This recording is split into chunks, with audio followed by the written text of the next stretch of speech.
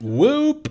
Hello everyone, welcome to another live stream. How you doing?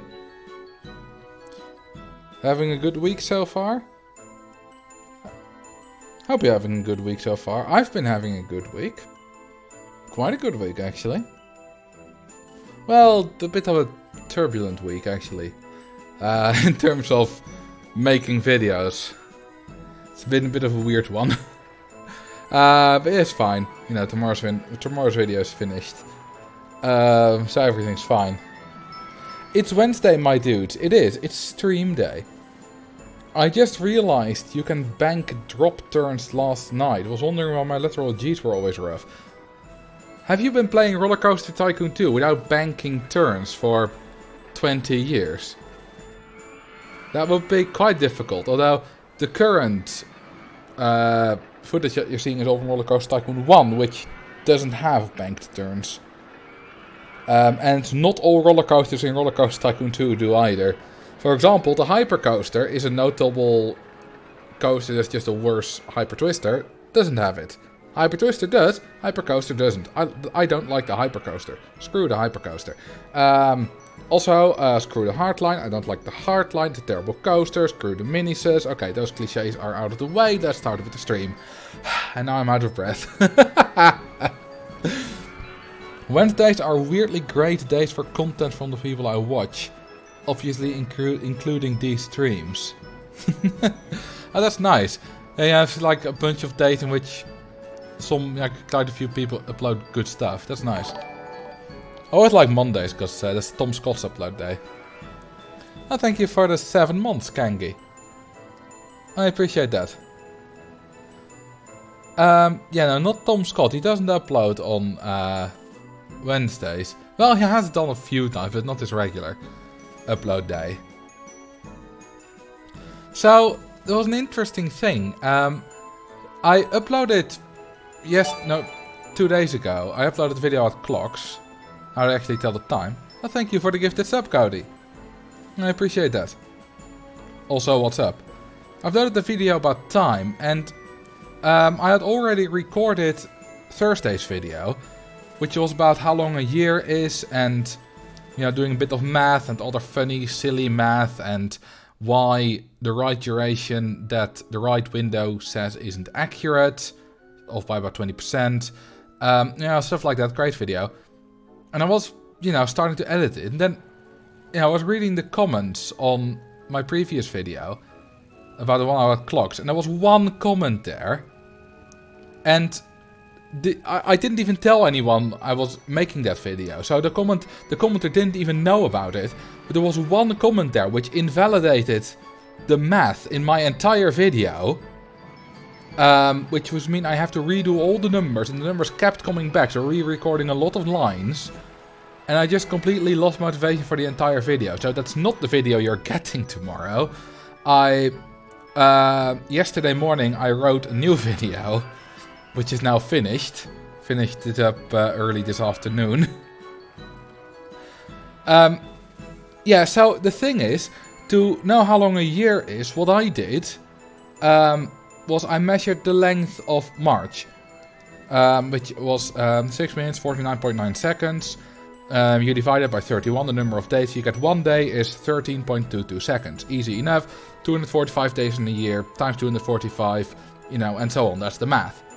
That math is incorrect. My timing was correct. Don't worry about that. Exactly. What that comment said is that every month, regardless of the number of days, is the same length. It's just that in months with 30 days, the days are slightly longer. I was like, wait, that's not true. Wait, is it? So I timed April. Exactly. It was literally, again, 649.9. The reason I'm not rounding to 650 is because both times it was 649.9. So my math was slightly off, and the video didn't include that fact. So the entire video, well, the voice recording didn't work, so I would have to do it again. I lost motivation for it and couldn't be bothered. So I made a different video, which I think is quite good. So I hope you enjoyed that.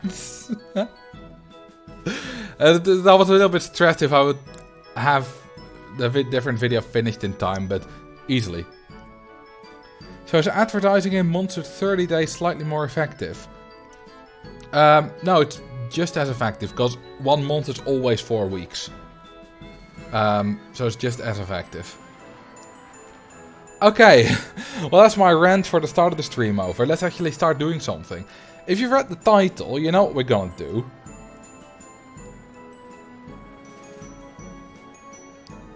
What we're gonna do is we're gonna do the Overcrowded Forest Frontiers, which is there's a lot of scrolling, and I've gone past it. There we go, this one. It's loud as hell. We're gonna do this, roughly, but in Diamond Heights. So, we're gonna go to Diamond Heights. So I was thinking about the name. Currently we have the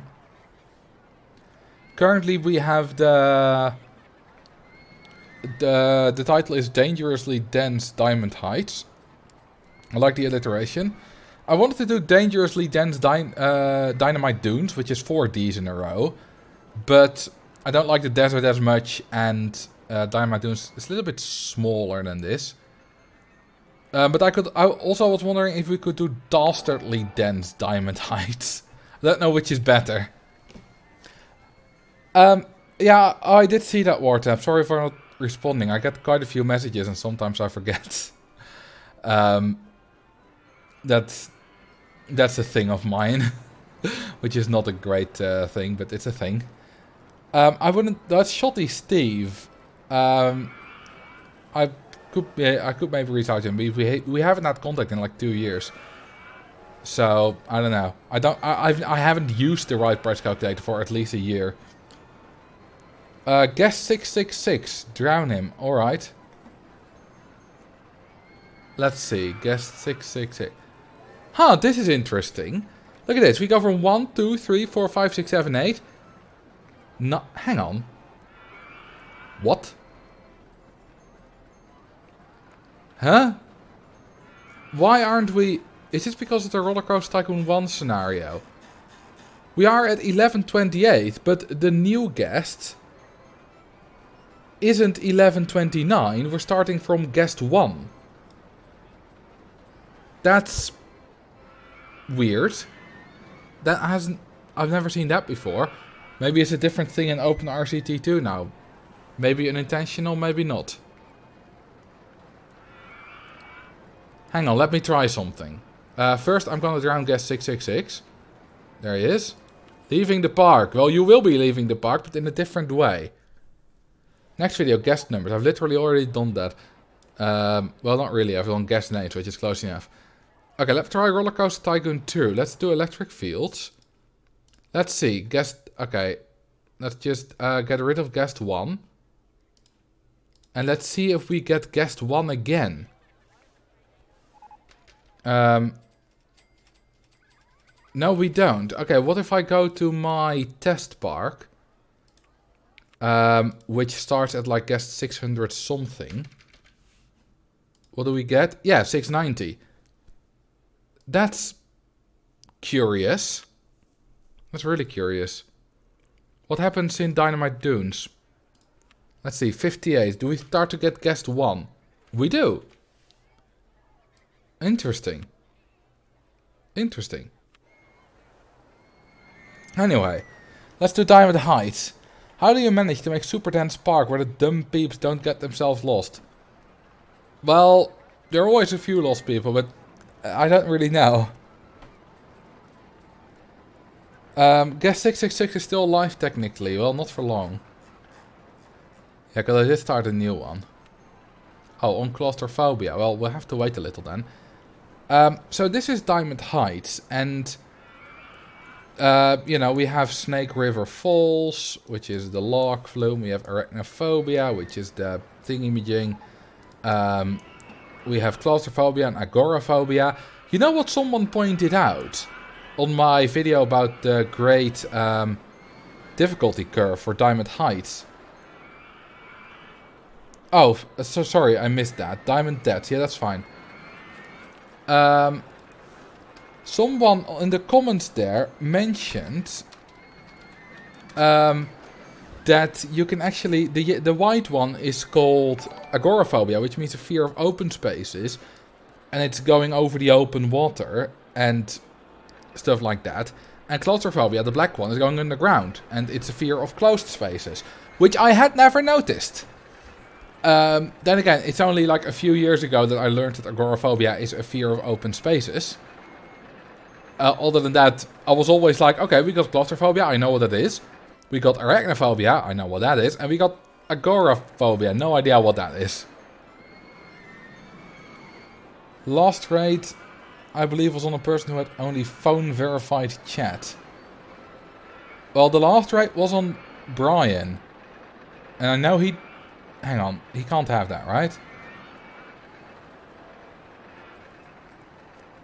Brian and Drelzik has...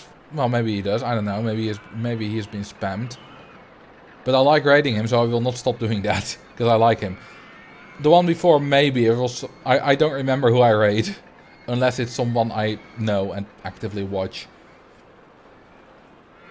So, the idea is, you know... Oh, yeah, we also have the Doppelganger and Indiana Jane Railroad.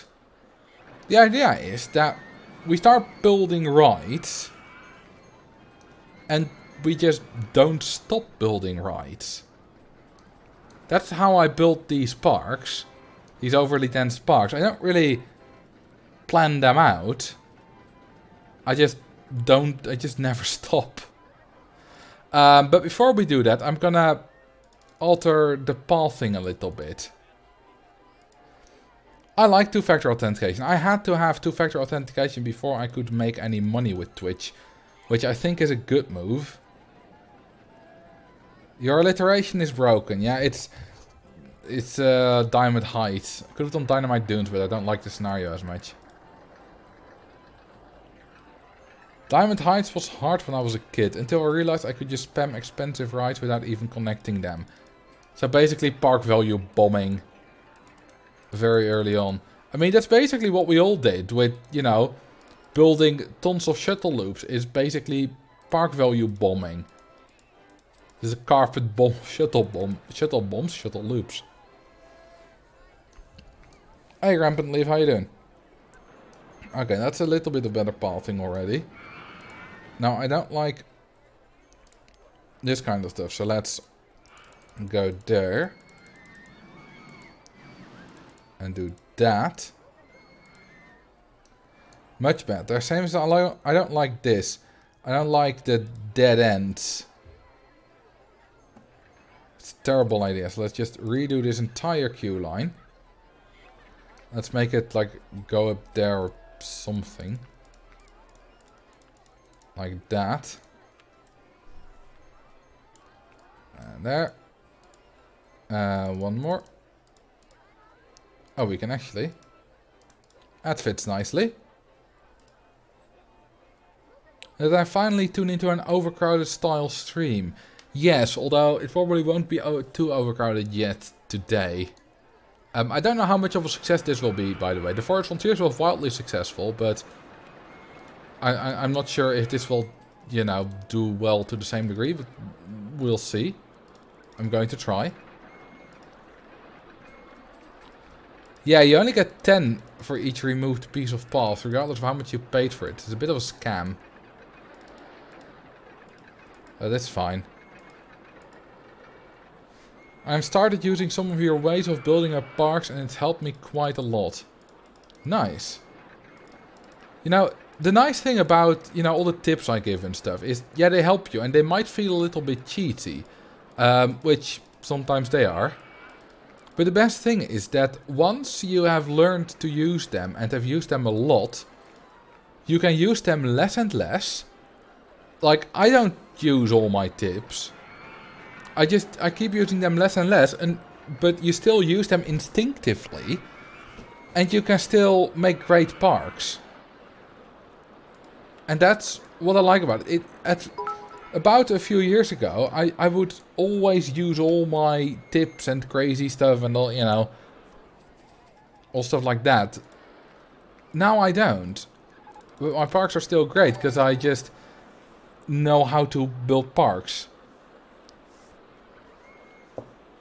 Thank you for the follow, Skeleton Hunter 96 and Mifi, and thank you for the bits, Peace on Earth 12345. It's fun to change your railroads into a woody. Yeah, but we're not gonna do that here.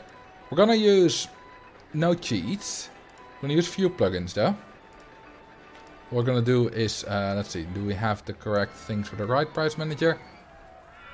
I think we do, yes. We also have, let's see, how does this soft gas cap on? It is now. And let's do bench warmer. Yep. Nice. Okay, what we're also gonna do, I'm gonna give myself the ATM, otherwise I'm never gonna get a lot of guests. There we go. Do we charge re-entrance? We do not. Good. That means the thing is not screwed over. So the goal is today to make it really dense. No, that's not the goal today. The goal today is to start with a foundation. For Overcrowded Forest Frontiers took me, I think, 5 streams. Yeah, this is gonna take much more than that. Because it's a much bigger park. By the way, in tomorrow's video, my giant Woody makes an appearance. Aw, hang on, do we have staff? We do, good. Does anyone know what that's from? Does anyone know which live stream that's from? It is a wooden coaster named Marcel's Giant Woody. Which was named by one of you guys. It's quite a while ago. I think you would have followed Dry Rub, which is oddly appropriate. Let's see, where's Shuttle Loop? There we go. Classic. Absolutely classic. It's not a quote, it's just a coaster, a wooden coaster, that in one of my live streams was dubbed Marcel's Giant Woody by one of you guys.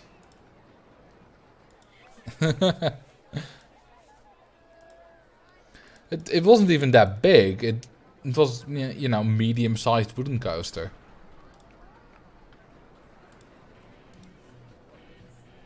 Rainbow shuttle loops. Oh, we could do that. That would be a nice sort of, well, centerpiece. Well, sort of, yeah, sort of centerpiece. I mean, the centerpiece will always be these two, obviously, because, well, they're iconic.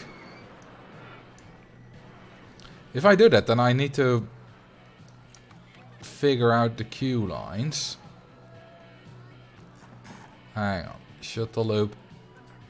By the way, I'm quite tired, not mentally, but physically, because do you remember that a few live streams ago, okay, let's do them like this. This is like a little dead end, but not too much. I want to change that here as well. Do you remember that a few live streams ago I was talking about getting some more exercise and stuff like that?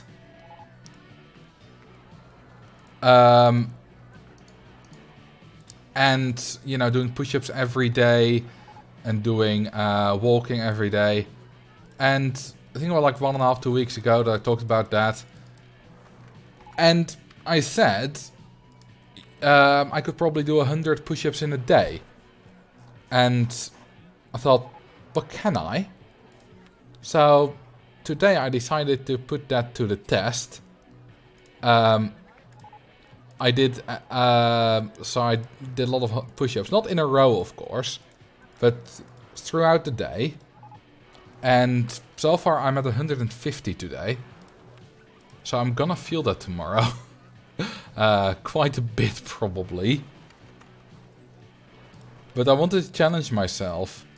I did 30 in a row twice today. Pretty proud of that as well. So yeah, I wonder how much I'm gonna feel that tomorrow. Although I always do them at least 10 at a time. But more if I can. It's gonna be number 3. I did see your comment, Max, about the reverse refill thing. I could like make the stations longer, but I like this as well. Shuttle loop shouldn't have long stations. That's like blasphemy to me. And you can still rainbow this. In fact, all these end bits are, I think, they're spaced apart they're spaced apart exactly evenly. Which makes the rainbow pretty perfect, doesn't it?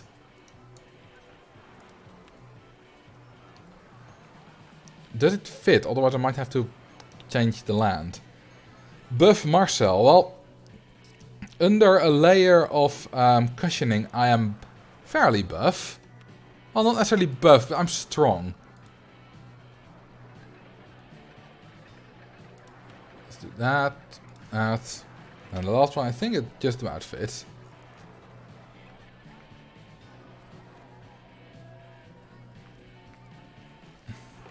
Yes, a nice layer of cushioning. I mean, I'm trying to remove that layer of cushioning. Which is mostly what the extra, walking and eating better is for. Although, push-ups also, if you do enough of them, you'll also lose weight. Because I was...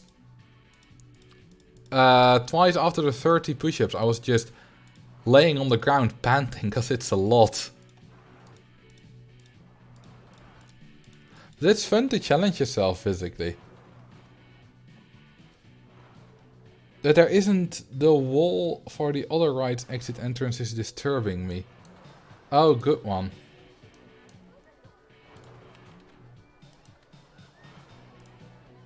There we go. That should do it. Let's connect this up to there. I want to have it continue on a little bit. Let's make it like that. And like that. Perfect. Marcel out here talking about exercise and eating right while I'm licking cookie batter out of a measuring cup. Hey, I did not say I'm always eating right. I still have a lot of trouble with eating right, but I'm trying to do better. And I'm doing, well, not really a great job at it yet, but a better job than I've been doing before. I think that's quite important, by the way. I've been struggling with weight and stuff for a long time. It's a thing in my life. And, I try to improve it, but you shouldn't try to be perfect. You should try to be better. And so far, I'm better. I started at the start of the year. So far, I'm better than I was in December. So it's good. And as long as you keep improving, if you need improving, if it doesn't need improving, of course you don't need to improve, then it's good. Coach Marcel with the wholesome encouragement. Well, yeah, but, it's partly for myself as well, because it's a thing I've learned. Because I used to, try to be good and, eat better and, all kind of stuff, and it's not the first time I've tried it, but I would sort of give up if it didn't work out. And, at the end of January, I had sort of where I kind of slipped away. But then later I was like, no, I'm gonna do this. And I just picked it up again, and then it's fine. We're all gonna have, setbacks. Whether it's mentally, physically, whatever-y. Marcel is legit better than all the coaches I've tried so far. I mean, that's like people saying that one video from some educational YouTube channel of 15 minutes taught them more about physics than they ever learned in school. I think that's pretty nonsense, because so far I've said some, I think, good stuff, but, unless you've literally had very bad luck with coaches, I hope your coaches were better.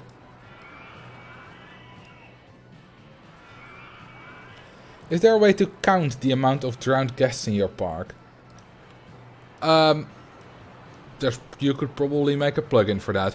Oh, speaking about plugins, there's one kind of plugin that I would absolutely love. If someone could make that would be amazing. Hang on, I'll first finish coloring this one. So now we have rainbow shuttle loops. So you can use the arrow keys, right, to move around. That's all fine.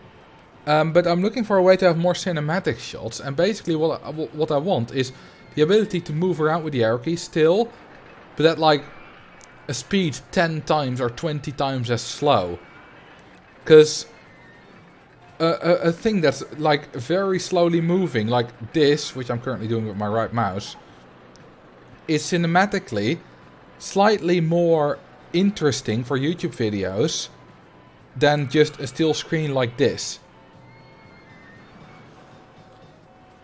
So I think I would improve my videos a little bit. Can you use the abstract entry style for the rainbow shuttle loop? I could. Let's see, abstract. Oh, that is cool. Because I've sort of been doing a thing where, you know, I follow the trains in the shots of my YouTube videos, which I think improves them. But sometimes you don't want to watch a train, but I would like something slightly more interesting. And I could go through the trouble of making like an invisible rail, invisible like coaster with a train going very slowly on it and following that. And that would have the same effect. But that's too much effort for just one shot. Eventually it's just not worth it. And pagoda. Nah, abstract. I didn't see you asking for tents. I had tents in mind as well before anyone talked about entrances or tentrances, but I think this is a nice change of pace, and they're still nice because, you know, the wooden or the pagoda are always the same, but the tents and the abstract, are they the only ones? I think they're the only ones that actually change color. Yeah, they're the only ones that change color. What's your favorite national flag? Iceland. It's easily the... Well, and I wouldn't say easily the best, because there are a lot of good flags. But it's one of my favorites. Well, it's my favorite, but there are some other really good as well. Why not sync the stations? Because that will dramatically lower throughput. If one of them gets like basically no guests and the other gets a lot of guests, and the ones on the side are more likely to get a lot of guests, then you get a lot lower throughput. Let's hire some entertainers. Yeah, also if one breaks... Now, if one breaks down, I think it's ignored because it's closed. So you don't have to worry about that with when you sync rides. Let's go to 50 handyman. There we go. You need food stalls, I do. Good point. Canadian flag is good. I think I had it in A tier. I made like a flag tier list a long time ago. I don't have food or drink stalls yet. Hang on. Let me place one so that I can advertise for it. And hopefully not... Hopefully have them all synchronized, because I like my ads to be synchronized. 29th of March, yeah, they should all be synchronized. Good. Grimble Gallopers. I think that's the merry-go-round. Dangerously dense, basically me. Nice. The last one was in the old one. This one's going to be in the new one. That's also why I picked the larger park. Is it better to make a food court or randomly around the park? I don't know. I've never tested it, but I like to make my food courts like... Not really a court, but I like to have them together. And ATM, of course. Here as well. Toilets. I hope a coaster goes through all the shuttle loops. Oh, that's cool. There's like one of the top posts on the subreddit is kind of like that. It's a bit more themed though.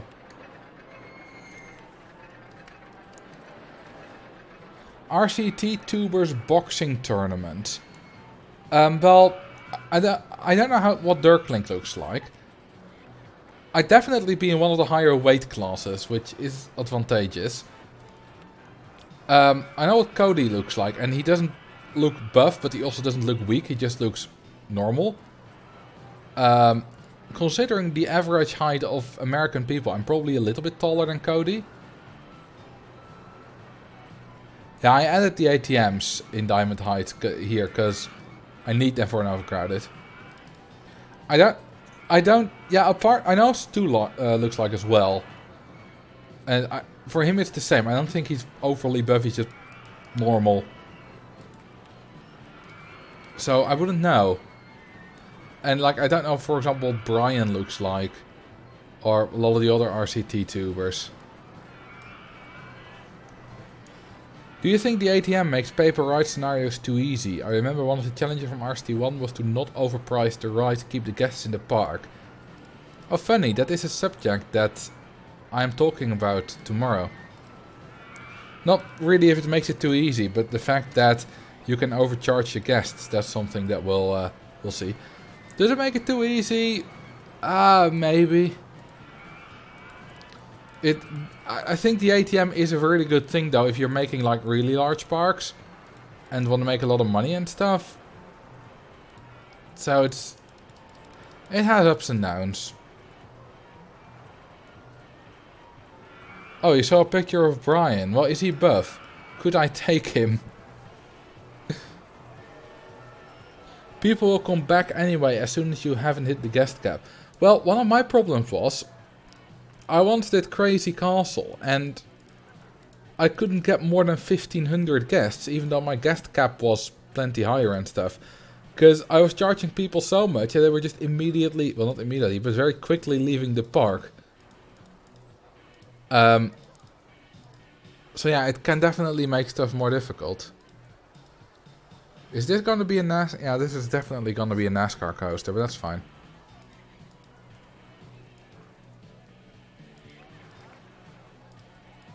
And that. Then we can go around it. And then we can do that. And that. Perfect. Nice little coaster. So I'm not going to worry about making it as dense as Forest Frontiers. But I'm going to make it, you know, quite... I'm just going to keep building. But I'm going to plan a little less than Forest Frontiers. I wasn't really planning there, but I was being a little bit more careful with making it as dense as possible.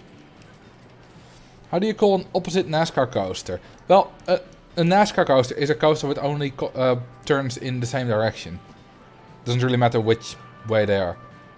The color scheme is really nice. It's one of the standard ones, but I think I can do better. There we go, that's already better. If we can do that. No. This is much better. A little tint of red. That's wonderful. I make the orange. Well, I like the orange. Yeah, this is much better.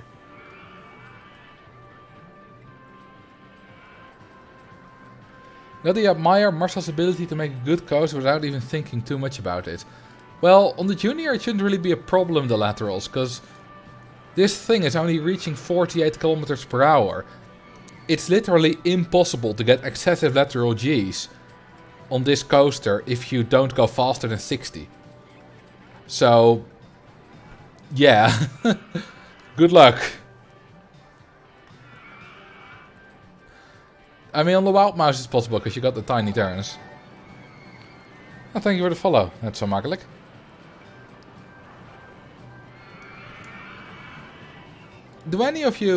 Have any of you followed what happened today in the world of speed skating?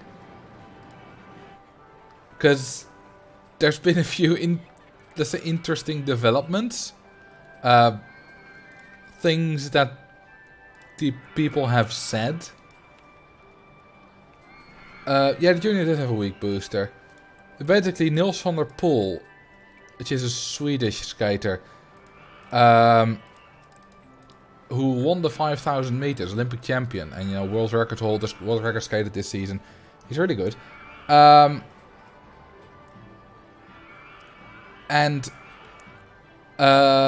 He basically said that the Dutch Skating Federation, the KNSB, Koninklijke Nederlandse Schaatsbond, or Royal Dutch Skating Federation, that they're being corrupt and giving the Dutch skates an unfair advantage. Which is because apparently there's some kind of ice specialist, I forgot his name, from the Netherlands, and you know, in Beijing, and he's measuring the temperature of the ice, and what he does is he tries to get the ice conditions as close as fast as possible and as close to what they are in the ice skating rink of Heerenveen, which is Tialf. Because Dutch skaters would have a greater advantage on fast ice compared to non-Dutch skaters, because we always train on fast ice. So the thing is that you want the fastest ice possible on the Olympics anyway. Because the Olympics, you want to go fast, you want to set new Olympic records, stuff like that. So I don't think too much, anything bad happened in the end. Because you want to have the fastest ice anyway, regardless of, if Dutch skaters are good in it or not. But the fact that the Dutch ice specialist went to Beijing with the specific intention of giving Dutch skaters an advantage over non-Dutch skaters, that is a bad thing. And I agree with Niels there. Now, he made it way bigger than it is. He said, it's worse than doping, than the Russian doping scandals we had in the past. And that's not true. And in the end, I don't think it had that big of an effect. Like I said, fastest ice is the best for Dutch skaters anyway. And at least that's a theory.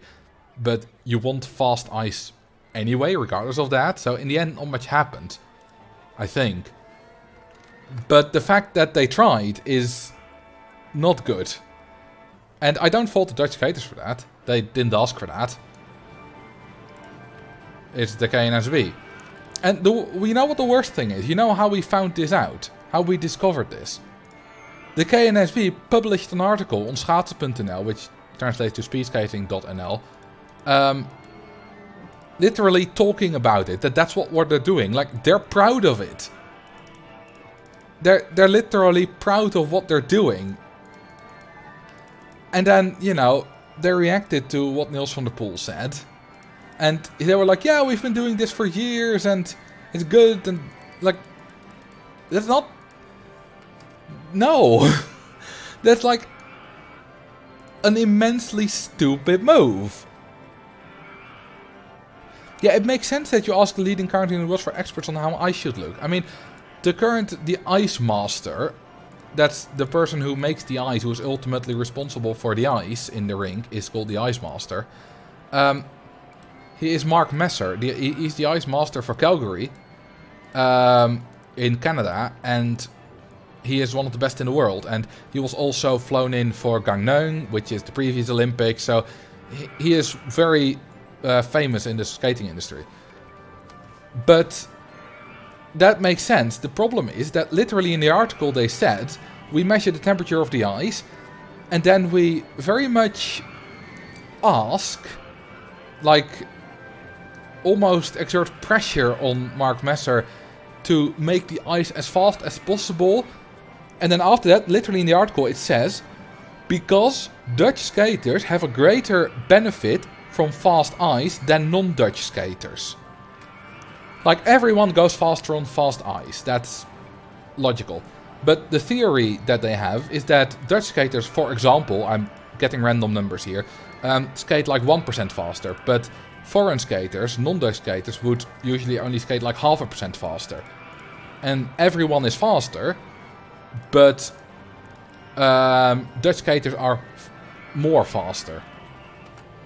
That's their theory. I don't know how true that is. I have question marks. But, that's another topic. The point is the intention. Like I said, I don't think it had a great effect anyway in the end. Because you want the ice to be as fast as possible, because Olympic records and all that kind of stuff. But it's the intention that's the problem. And... well, yeah, I could say I'm a little bit ashamed of the KNSB by the fact that they're doing this.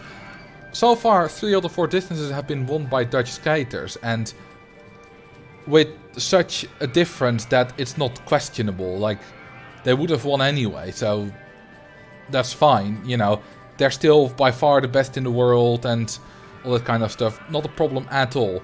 I don't have a problem with the skaters, I don't have a problem with the result. It's been great from the Olympics, absolutely.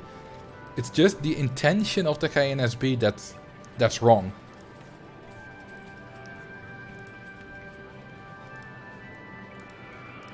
And yeah, it's just I don't know how to feel about it. I wonder what's going to come from this, because you know that stuff has made headlines in the New York Times. That's how big it is. Because Niels van der Poel said this is corruption, this is disgusting, this is worse than doping. And now that's a bit of an exaggeration, quite a bit of an exaggeration. But still. Yeah, I wonder how the other counter skaters feel about it as well. Ultimately, I hope they come to the same conclusion as I do, that it doesn't really matter for the outcome in the end. It's just that the intention is bad, but that it didn't really have any bad influence. You're so glad to simply not care about that stuff. Well, yeah, but I assume that in whatever hobby you're entrenched in, like I'm entrenched in speed skating, there's always some controversy somewhere. You post a link with the pick of Ryan. Yeah, I can't look at everything.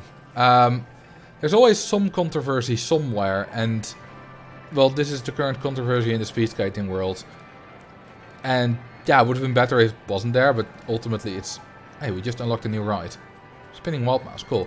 It's not the worst thing in the world. But in happier news, 2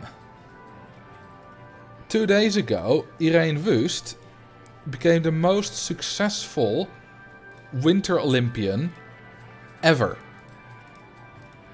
No, that's not true. Most successful speed skater ever in the Winter Olympics. Well, obviously, speed skating in the Summer Olympics not really a thing. She won her 6th golden medal and the 5th one in the 5th individual one. And also, she is the first athlete ever in the Olympics, summer or winter, to win an individual gold medal in 5 successive Olympics. She's 35, and once again she won gold. She won gold first 16 years ago when she was 19. Absolutely amazing what she's been able to do. It's funny, cause I've kind of grown up with her, because I remember seeing her win in Turin 16 years ago. I was 9. I've kind of grown up with her, and beforehand I was like, yeah, I want Miho Takagi to win. She's a Japanese speed skater. She's been the best this season on the 1500 meters, so she deserves the win. But then Irene Wust had to skate before Takagi, and she skated, well, an amazing time. And then my nostalgic feelings and emotions kicked in. I was like, nope, I want Wust to win. And she did. That was quite emotional. And that's one of the great stories why I watch speed skating. I like all these statistics and stuff, I love that, but these stories are fantastic. And that's what makes a sport great.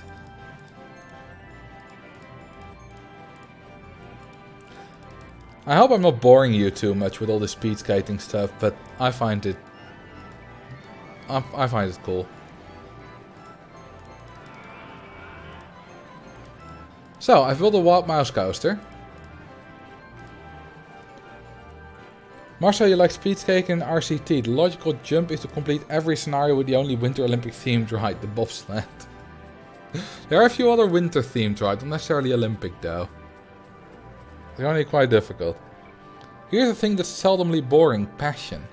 Well, let me expand on my passion for speed skating a little bit, for something quite amazing that has happened.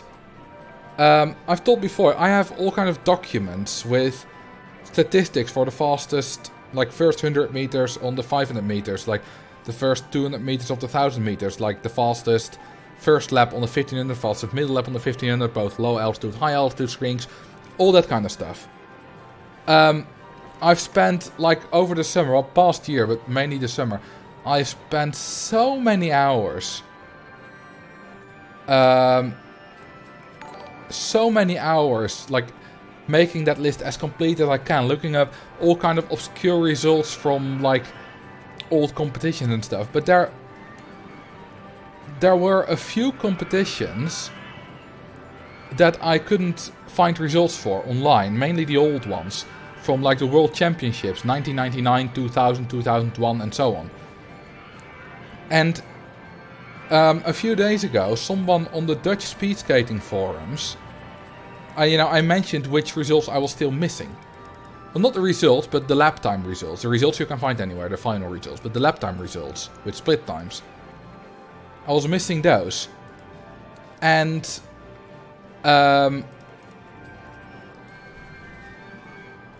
then I got a message from someone, and he said, I have booklets with all the results of the championships in 1999, 2000 and 2001. I can send you those if you want. I said, yes, please. So they arrived yesterday. And yeah, they're little booklets with lap times and split times. Like for example, on the 1500 meters you have an opener of 300 meters. Then you have 4 laps of 1400 meters.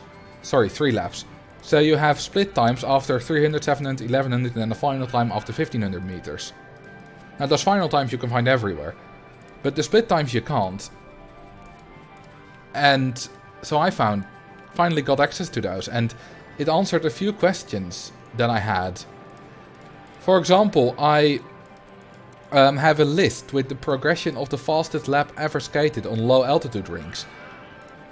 And I knew that a certain time from a Russian speed skater called Svetlana Zhirova would most likely have been the step off point from like before 2000, because I do it since 2000, at the World Championship of 1999, from the final time and how fast she would typically skate her first 100 meters, now extrapolate. But I could never know her real lap because I could never find it. But now I know it. And now I can finally fill in the empty bit, because I had already had it in the list. I just didn't have the exact lap time. Yesterday, or last night was like 1 AM. I could finally fill that in. And I could also change another thing about my progression, which was wrong. Which I couldn't know, but now I know. Because I finally got the results. For the men's, it was. And there were a few other things as well. And I'm so happy with that. I think if you drew a Venn diagram of people who are both interested in Speed Skating and Roller Coaster Tycoon, the middle may just be you. Probably. I've noticed that every time, either when I talk about speed skating, I don't get a lot of comments in my chat. And when I ask how many people are interested in it, basically everyone says, well, not me. But yeah, I find it very interesting and I'm very invested in it. And I'm so happy with this. There are still a few results, like especially the World Cups, which are a bit less important. So the results are less likely to be published. I'm still missing those. Because records can obviously still be skated there. But I found some old results on some other old website that someone on Twitter pointed me to. That doesn't exist anymore, but was archived. Some of it, at least. And the fun thing is that the site that I got some very crucial results from, which I learned a lot from, got a lot of missing results from, is called events.horses.nl, which has speed skating results with lap times and split times from competitions in the very early 2000s. Like, that makes no sense. Events.horses.nl. Like, I'm happy that I got them. Very happy. But why? Do you like any other Olympic sport? No, not really. I mean, I like to watch some sports every now and then. Short track I follow like a tiny little bit. Someone said, by the way, that the Canadian placed second in the 1500 meters. That is short track. Because I only talk about long track speed skating, which is it's similar enough that some athletes have won medals in both, even at the same Olympics. But it's quite different still. Yeah, events.horses.nl. But via the Internet Archive machine, I've been able to find some old results.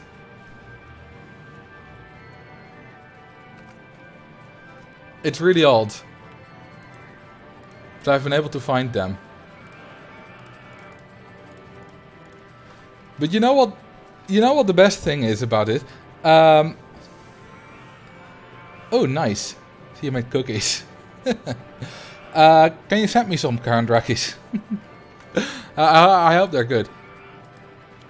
You know, I can find old results from Japanese national championships, and even lower rated competitions in Japan, like sub-national championships and stuff, from 2002. You can't even find the results from the American championships from last year anywhere online. Well, I can because someone, but if you just on your own you want to find them online, you can't. Like America, richest country in the world, fastest ice rink in the world, you can't find the results online. Then Japan, also very technologically advanced of course, has a website which has all the split time results and stuff, all the way back to 2002. Even the Netherlands only has it back to like 2006. And we're the speed skating nation of the world.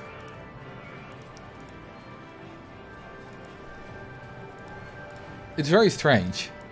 I'm very happy because Japanese skaters tend to skate fast first 100 meters. So I have a lot of stuff from there, which is good.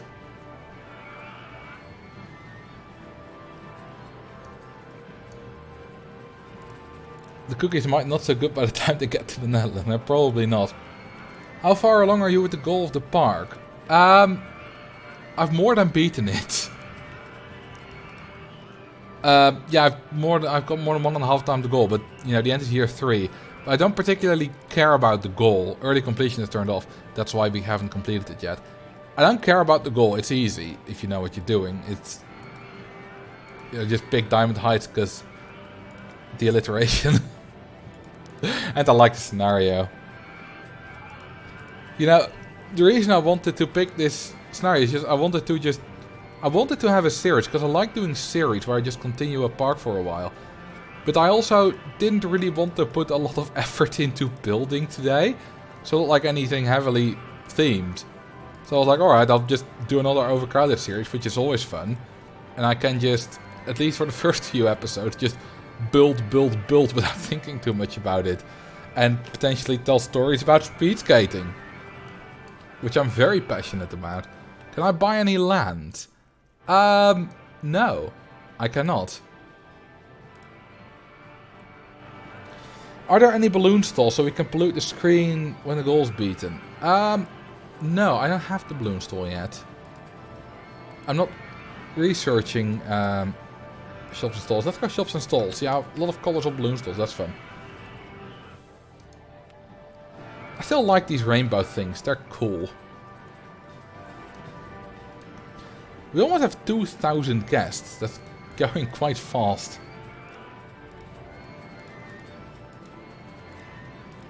You know what's funny? For today's video, well, tomorrow's video, which I finished up editing today, I had to play Gravity Gardens, but deliberately play it badly, so that I got stuck in a state where I couldn't really advance much, make much progress. Basically just emulating how I played it like 5 years ago, where I got in the same state of basically not being able to make progress. Eventually I beat it, but it took a long time. Can you make a set of desaturated rainbow Ferris wheels? How do you do desaturated rainbow Ferris wheels? How would that work? Color right of your choice. Go ahead. Addisons. Spoilers. You still don't know what the video is about though.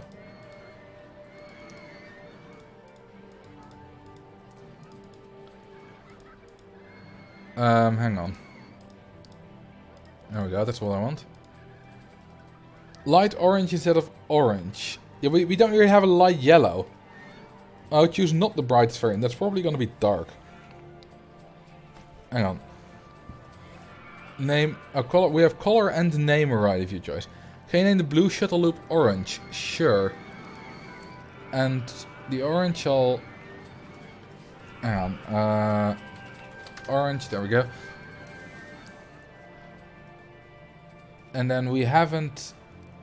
Oh, so black supports, white rails, light blue track. Sure. Black support, white rails. Black supports, white rails. No. Light blue track, white rails. There we go. Took a while. yeah, I'm good at the game. I promise, Mom, I'm very good. Okay, let's test this before we drown that guest. The first sick guest. Only one train, I want more. Let's make it one shorter. There we go. And let's drown the first sick guest that we see. Oh, this one's sick. Bye-bye, number 24. Put him out of his misery. I don't know, I'd rather be sick than dead, I think.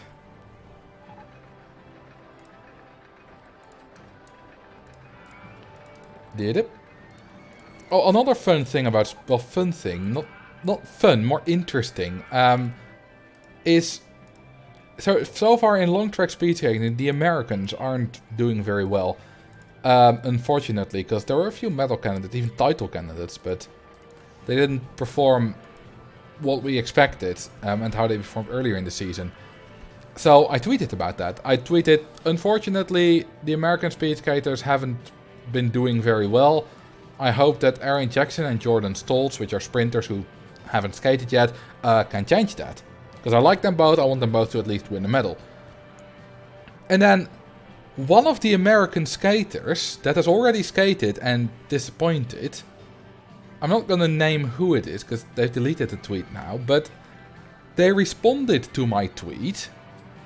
How about Ligma? Like, what? Huh? If you don't know what that is, if you say Ligma, then that's a meme, because then someone asks, what's Ligma? Then you say, Ligma balls. And I was... It's basically like, he said, how about you lick my balls? For one of the American speed skaters who really disappointed. And I wasn't like judging them. I was just saying I hope, you know, the other ones do better in the future. And I mean, the tweet's been deleted now. It seems so out of the blue. It's random. It's so weird. It's like maybe his son. Well, he's not that old, but no, I think he's like 25. But I was like, it would be like some 10-year-old got like access to his Twitter or something, and did that, and then he deleted it or something like that. That's really weird. I just don't get it. Also, I didn't even mention his name, by the way, Green Slimy. I just said the American skaters haven't been doing very well. So, would you rather have Ligma or Sugma? I don't know. Both aren't particularly nice. Let's build Log Flume. You got beef with an Olympian now. Well, I deleted his tweet, so I'm not so sure. Also, in response to that tweet, someone sent it to me, because my Twitter account is Skating Stats. And it's in my bio I say long track speed skating, but the name doesn't distinguish that. So there's also, of course, short track, and there's figure skating. So, in response to my tweet, someone said, what about Nathan Chen? I had never heard of Nathan Chen, but Nathan Chen is an Olympian figure skater from America. And he had been doing very well, apparently. Then I said, well, I'm talking about long track speed skating specifically. Then the other guy comes in, like, I forget the word, but like on his high horse, he is, why don't you delete that tweet and make a new one? You're doing a great disservice to Nathan Chen here. It's like, could you be any more annoying in your response? Not White Knight, there's a word for this, for his behavior that I forget. Even in Dutch I can't come up with a word. It's just, I don't get it.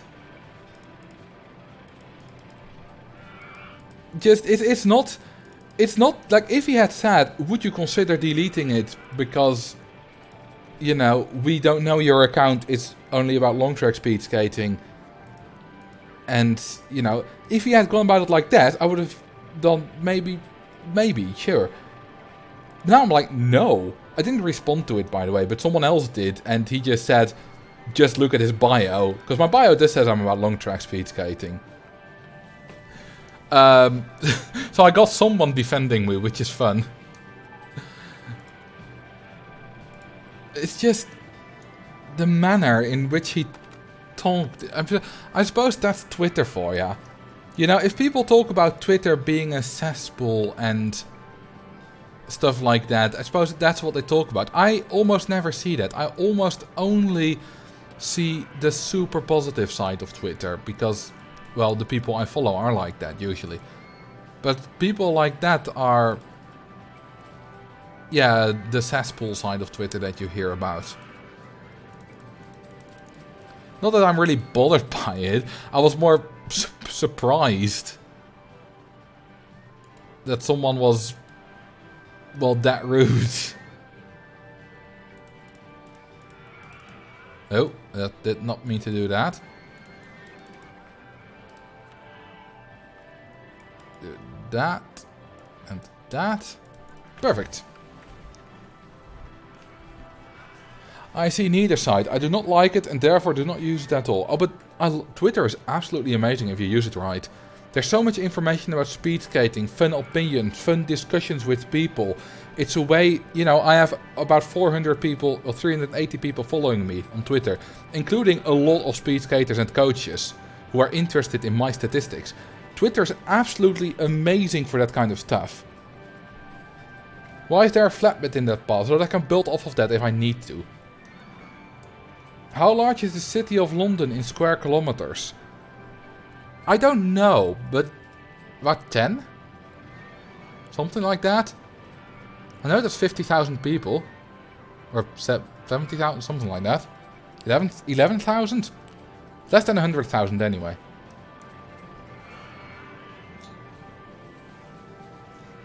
Sounds low. Yeah, but I'm not talking about London. I'm talking about the city of London, which is different from London.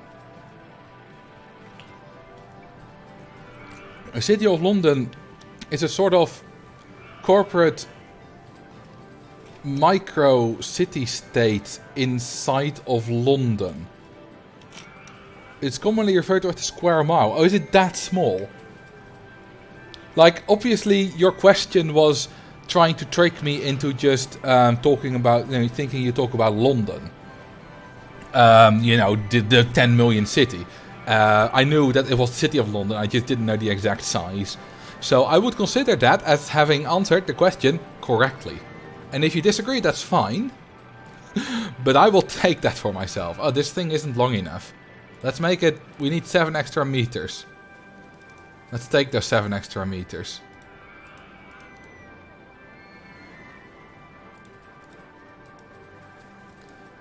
Yeah, let's connect that up. And up. Also get rid of that. And get rid of it here. We don't need to get rid of it here because this doesn't have enough cars. 2.9 square kilometers. That's quite small. It's still bigger than the Vatican though. The Vatican has like 2.1 popes per square kilometer. Or square mile, either of the two, I'm not sure. The park is coming along nicely. I like the bright colors in Roller Coaster Tycoon too. It's just... all these bright colors just make me happy.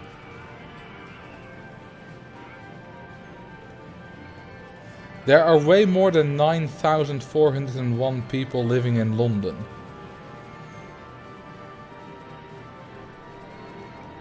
Yeah, but not in the city of London.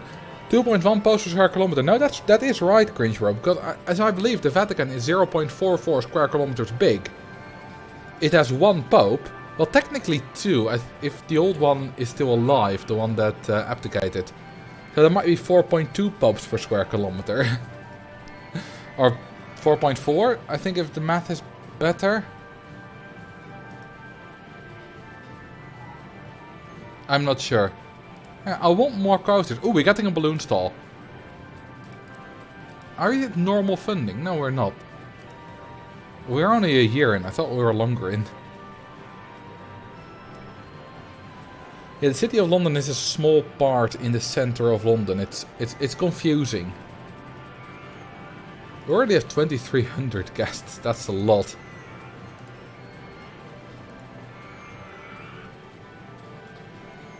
So, while I build some paths around here, there's a really interesting thing. That's not dumb American thing. That's quite niche knowledge outside of England, probably. There's a very interesting traffic light near me. Yes, I'm talking about an interesting traffic light. Well, a weird quirk it has. It's a traffic light for pedestrians, and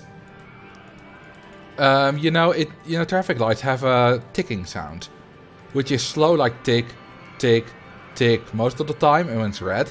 When it goes green, it goes tick, tick, tick, tick, tick, tick, tick, which is for blind people, so that they can hear that it's safe to walk. But there's one pedestrian traffic light near me that after I've used it, it goes tick, tick, tick, tick, and then it goes back to the slow tick. It goes tick, tick, tick, tick, tick, tick, tick, tick, tick. It always skips the 7th normal tick after it has gone on green. And I don't know why. There's another one right next to it which doesn't do it.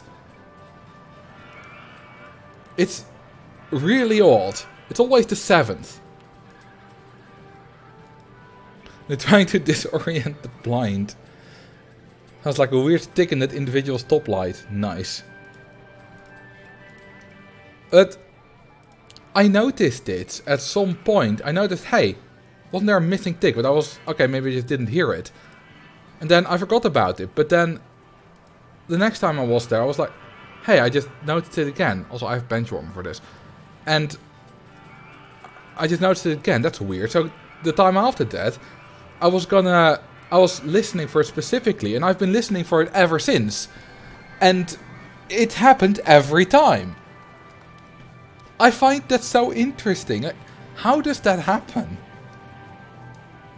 Why does it miss like that one tick? It's so weird. But it's true. Ooh, we got the balloon stall. Let's no longer do stalls.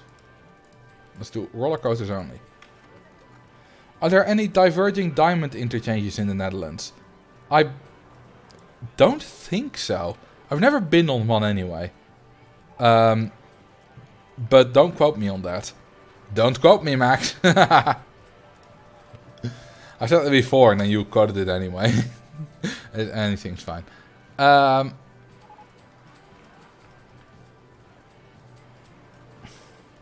the benchmark plugin works. You always get an error with yours. Then you need to disable preserve other editions. If I have that, it always also gives me an error. It's a coding error. Tempted but didn't pay attention and too lazy to look back. Nice. Okay, let's spam balloon stalls everywhere. Basically like we did on Sunday as well.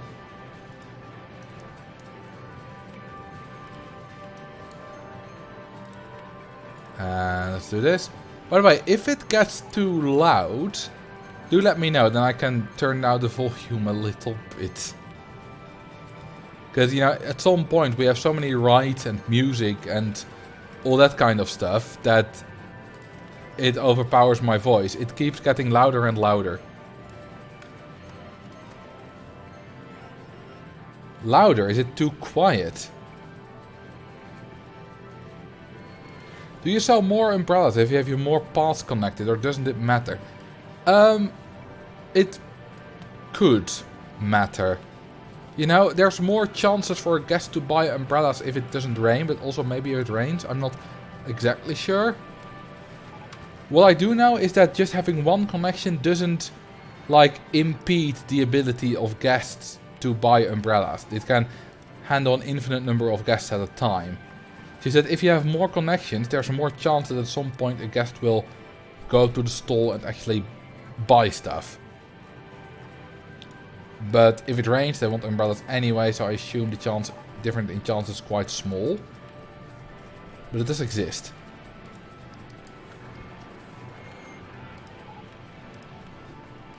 And we're gonna make you... Do we already have orange? I don't think we do. Well, we do now. And you there.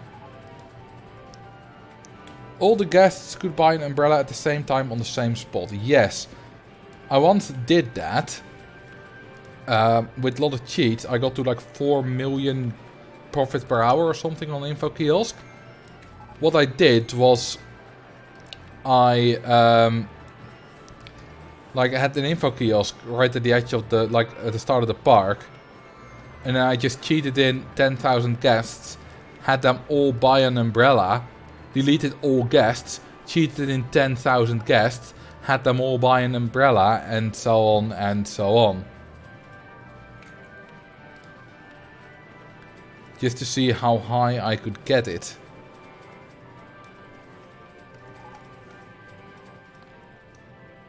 We still need one by the start. Let's make that dark pink. I think that's enough for now. We're still going to get like a lot of other paths where we can build more of them. How much can you charge for the boat ride?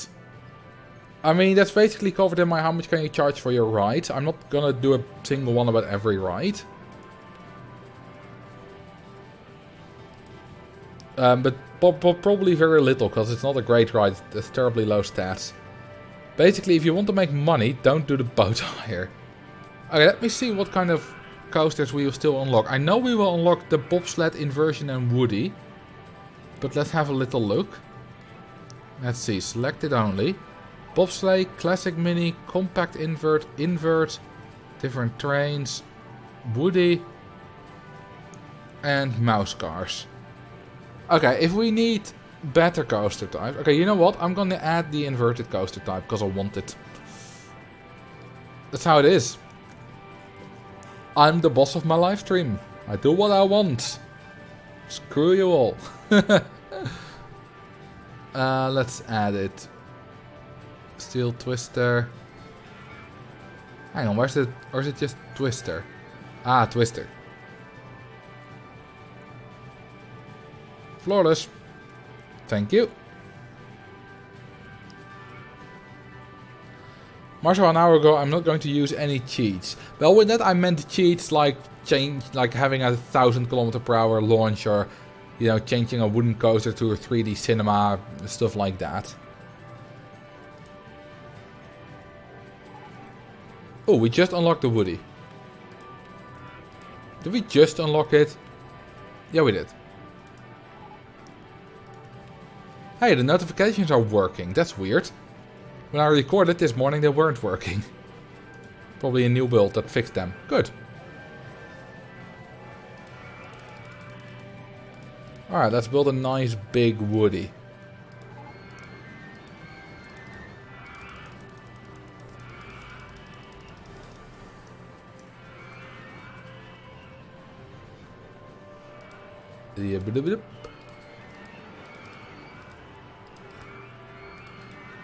And that... I always like a drop where you first have like a curved turn. A curved turn. Good like having a turn that isn't curved. I mean banked turn. And then you go into a steep drop. That's good stuff. Oh, it's nice and quiet here.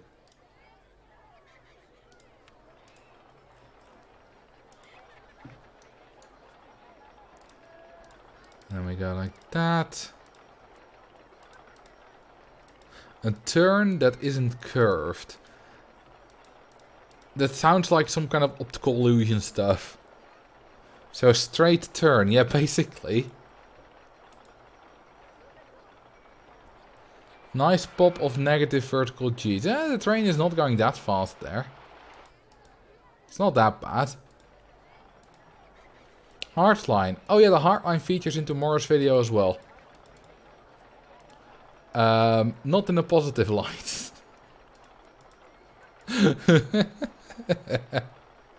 Of course not in a positive light.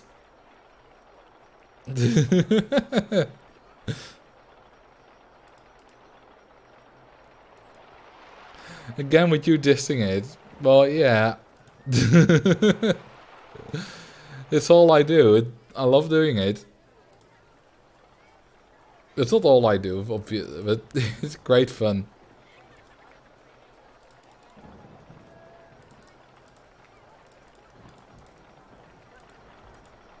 And go up a little. Is it me or is it raining a fair bit? This is why we always harass you by making you build hardlines. Oh, I don't mind the hardline. Like, I don't mind building hardlines. I think it's fun to build them. Because they're unique. It's an interesting challenge. It's just...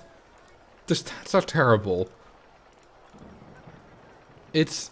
yeah, it's a visually interesting coaster. It's a functionally interesting coaster as well. Like, the way it functions is very interesting. It's just... it's just so terrible. Not as a it's actually quite a good... no, quite a good coaster. It's not a terrible coaster. Like, it's much better than the Minisus. Like, it's bad, but it's not... it's still a coaster. It's still good. But the stats are just so laughably bad. It's like, what did the Hardline coaster do to deserve this? I'm so glad the term Minis has turned on. I like it as well. Which coaster do you find the most interesting to build? Probably the Twister. It has so many different options. You know, Twister, Floorless, Stand-Up Twisters, all the same thing. They have so many different options. You can so many different interesting stuff with it. Yeah, it's probably the most interesting. Probably my favorite as well. I like the stand-up too. I really like the way the stand-up track looks. Thank you for the 7 months, Jarsnel. Hi, how are you? I'm doing well, thank you. How are you? Thank you for the continued support. Hello, Marcel. Today a roller coaster crashed in a park near my city. 4 people got injured. That's not very nice. Hopefully it's only, you know, keeping it injured. Still a lot better track record than most of my parks. Ah, some nice Wild West style. Coasters are generally very safe, but yeah, every now and then an accident does happen.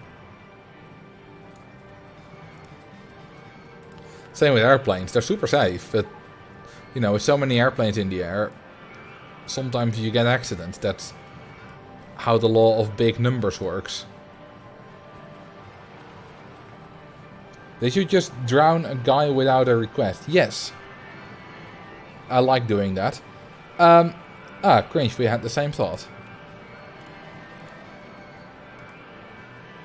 You know, speaking of law of large numbers and stuff, I read something really interesting on Reddit, like right before the stream. You know how when you do a test in school and you have to write your name and stuff, or the date, but sometimes you hear of those people that, you know, then the teacher is like, someone has forgotten to write their name, and you're like, how stupid can you be that you forget that? Right? That's the natural reaction. Like, why don't you write your own name?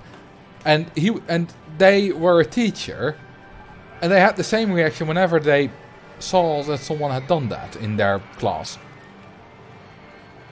But then they realized that, okay, I have about 150 students. I have about 180 school days in a year. If that happened to me, if I forgot to do that once per year, I would not be mad at myself. Because that's natural. We all forget it sometimes. It's just a slip up. So, with 150 students and 180 school days in a year, I should expect it to happen to my students if they do it once a year. In total, I should expect to see it about once every day. And then it's not so stupid anymore. Just because the law of large numbers again. You have so many students, or people, doesn't have to be high school students, so many people that every day stupid mistakes are gonna be made because there's just a lot of people. Doesn't mean people are stupid, just that there are a lot of people. And I think that's a good mindset for a lot of stuff. It's similar, you know, have it a little bit, take a little bit more of a serious angle. Crime has been going down a lot in the last like 30 years. But the perception of crime has gone up because 24-hour news cycle, we hear about almost every crime and stuff. Which we wouldn't hear about 30 years ago. So we hear about it a lot more, but that's just because of the law of large numbers. There's a lot more data available, so we know a lot more. So if you keep that stuff in mind, and that's, you know, crimes is a nice example, but there are a lot of examples about a lot of different things which that would apply. Doesn't have to be a serious thing, can also be a non-serious thing. It's just, you know, keep that stuff in mind. It might give you a little bit new perspective on certain things. It is a park that just has a lot of rain. Let's see what the climate is. Scenario options. This is not where you do the climate. I think it's the goal options. Objective selections. No.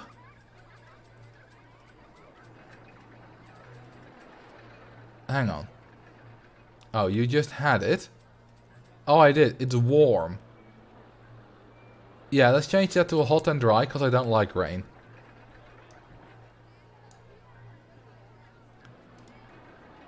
Let's go underground. Why not? I mostly don't like rain because it's visually not very interesting, you know, for YouTube videos and live streams.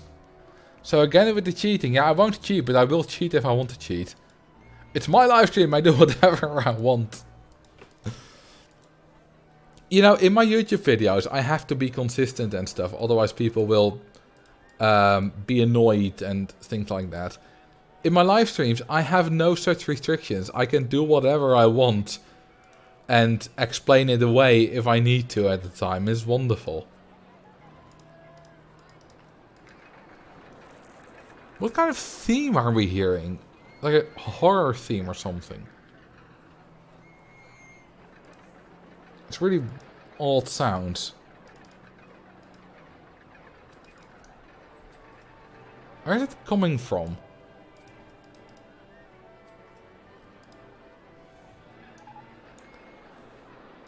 Okay, let's go. Is this aligned? Raise or lower land. The haunted highs, maybe. You don't hear anything. Is the volume too low again for you to hear? Because I hear the sound of the game quite clearly.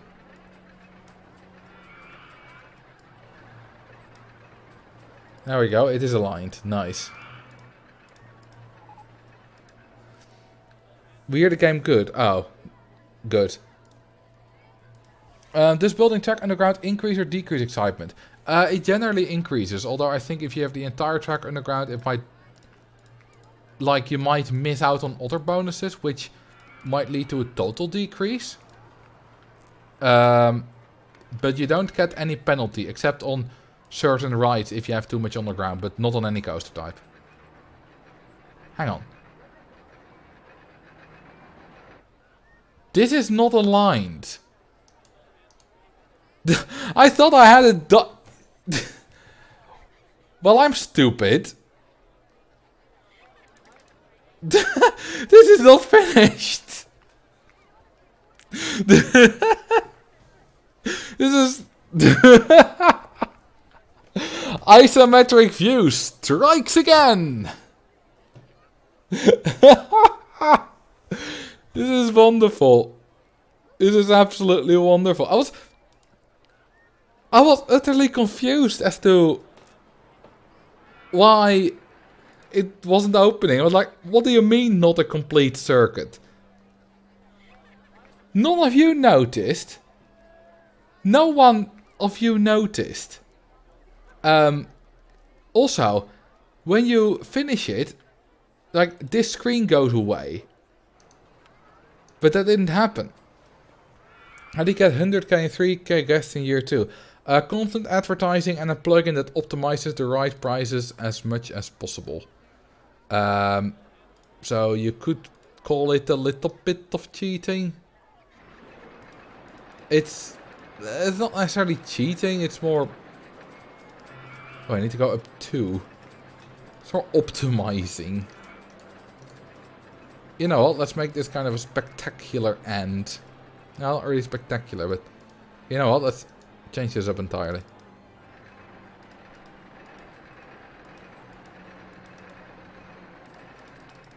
There we go. Yeah, the go-kart gets a penalty for having too much on the ground. And as do the, what they're called... Something. The transport rides. This is still not aligned. I don't like my life anymore, because this is not aligned. Ah! This is stupid.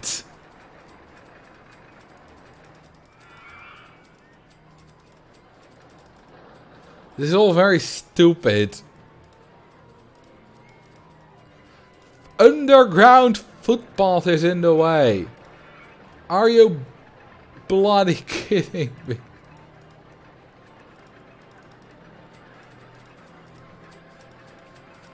Really? I'm having an existential crisis.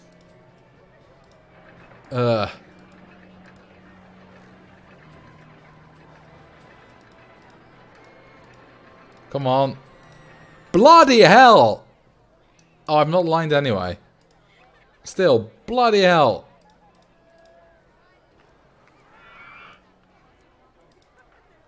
Ugh. Alright, I just screw that. There we go. Ruined half the landscape trying to finish that coaster. What did I even build here? Look at this. It just goes, it goes up pretty much only goes down. What is this for a coaster? It's... This is such a weird coaster. I didn't even notice I built it this weird. We're sure that's put together. Well, I think so, otherwise it wouldn't let me open it. Let's follow the train. In the meantime, let's fix the grass. There we go, much better. Is that 8 or less excitement? It's definitely less than 8. I can tell you that. It's such a weird design. I mean, it's absolutely fine in terms of stats and stuff, but it's so weird. It's not gonna be a death machine. It'll have like 6.5 or 7 intensity. And like 6 excitement or so. Probably. Looks really weird. Alright, let's make it black and grey. Then black support. Let's make it monochrome. Perfect. Oh, even lower. 6.2 for intensity, 5.57 excitement. It's not very exciting, but it's, well, it's a thing. It looked like something I will build. A really weird thing sometime. Well, this is definitely not my style, but I did just build it. It's quite short as well. It's only 443 meters. But it's like 30 meters tall. The tallest drop is on only 19, because the drop's kind of split in two. Is it missing a mandatory loop? No, no, no. Imagine that if with the loop it got like 11 excitement. No, it's just bad. It doesn't look nearly as bad from this angle though. This angle looks a lot more reasonable, I must say. Did you really just do a 443 meter, not the 444? I mean, it's not like I tried for anything. 443 is just as random a number as 444. The only reason we like 444 is because it's 4 4s in a row, 3 4s in a row, and we like numerical alliteration. Yeah, there's not anything more to it. Alright, let's make a twisty McTwisty face.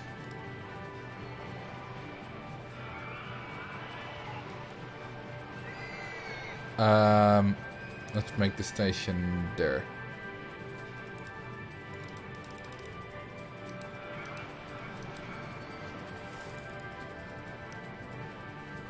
I really like the number 4 personally. I don't really have any. I like number 7. Numbers that end in 7 are good numbers. 17 is a good number. The volume of the TV I used to play Xbox on was always on 17. 27 is a good number. RNG told me to let you drown. Guessed 2721. Well, alright then. Let's see.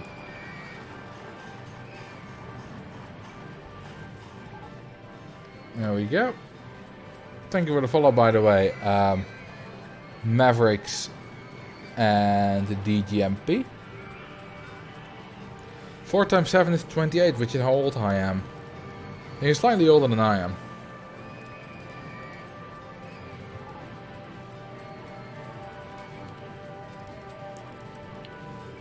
Alright, which ride do you want to color? Super Austin.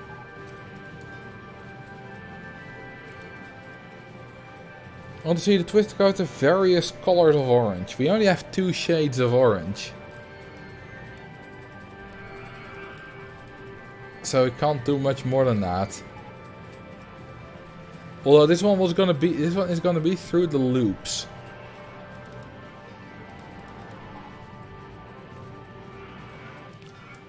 Let's see.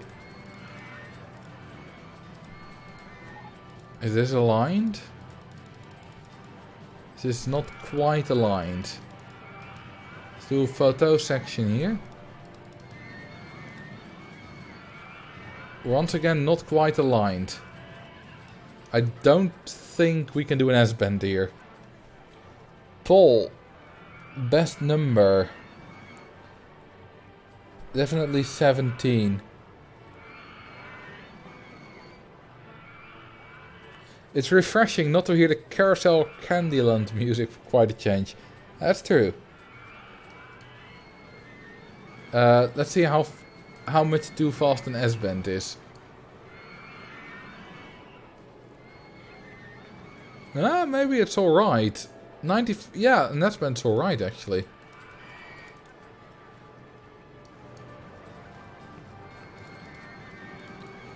Okay, let's do barrel roll. Oh, we need to start one earlier on the barrel roll. So we need to be one lower for our barrel roll. Which means we need a tighter turn.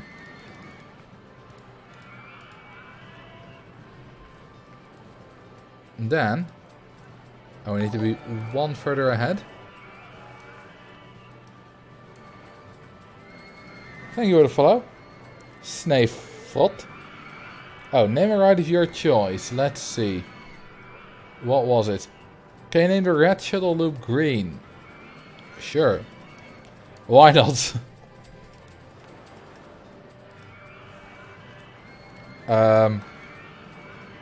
Whoops. I just named the green shuttle loop red. Well, also name the red one green then. It's a Christmas pear.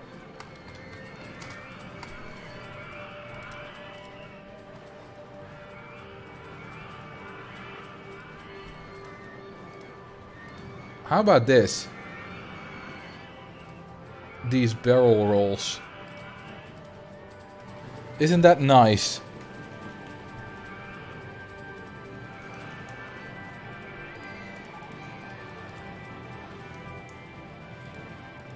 And then we can do probably a corkscrew. Nope, we can't do a corkscrew. We're going way too fast for that. We can do a loop though. The Barfotron 2000. That's fine. Tomorrow's thumbnail features that. Do a barrel roll. I've done 3 already. Let's put in 2 more loops, because why not?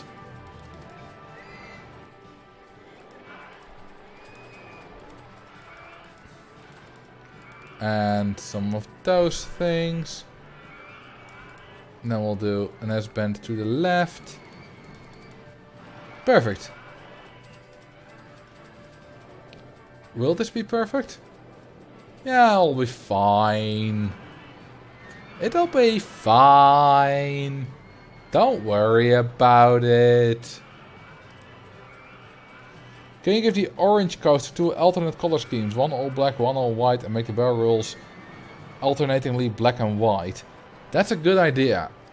I'm gonna overrule the color, because that fits really nice in... I'm gonna keep the rest orange. But this fits really nice in the loops.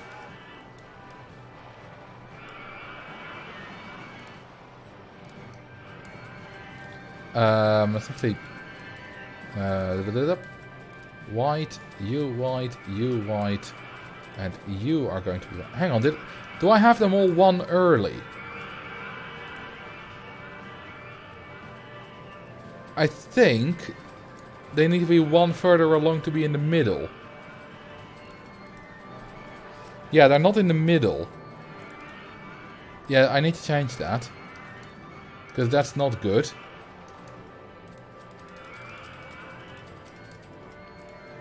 One more straight piece. Now they're in the middle.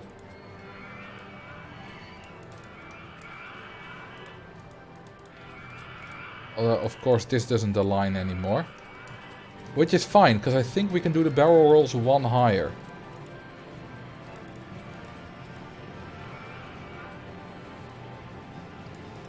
Yes, that works. Good.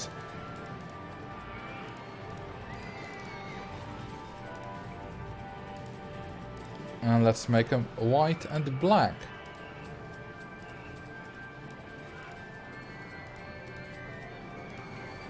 Nice, that looks really good. Good evening, Crazy Baboon. Wait, did I forget to open a looping coaster in the Millionaire Forest Frontiers? Hang on, let me take a look. I haven't saved this yet. Dangerously Dense Diamond Heights. And thank you for the bits, Jarsa. Forest Frontiers.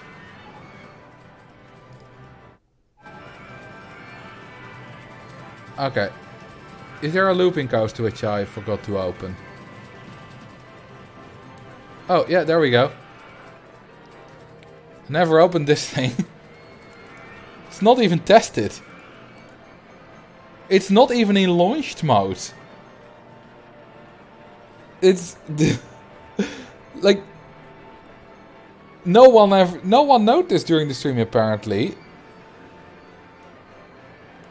Like in tomorrow's video, there's a shot of the park roughly like this, I think, or maybe zoomed in. I'm not sure. It's gonna be in there.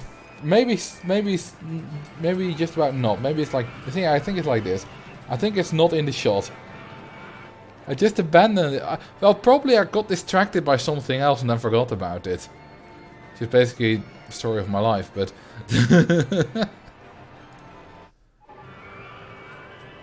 Curious what the stats are. We'll never know! I mean, you could just take a screenshot and rebuild it. It's not difficult.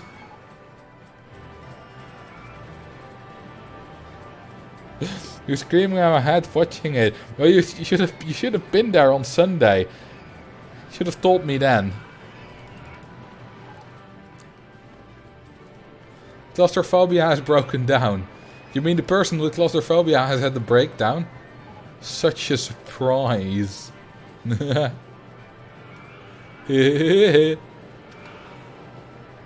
what are the stats on this baby? 845 intensity, 774 accitement. It's pretty good. Not even any red lateral G's. Is that a Brazel loop? What the hell's a Brazel loop? Whatever loop it is, I call it a Marcel loop. Because it's cool. And I am cool.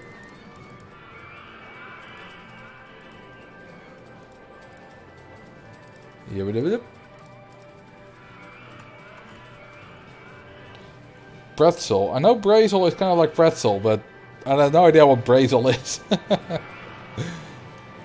There are not any really special loops here. I mean, the shuttle loop collection is quite special.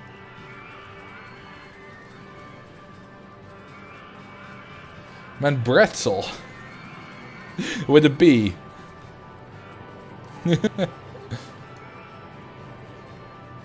We need more advertisements.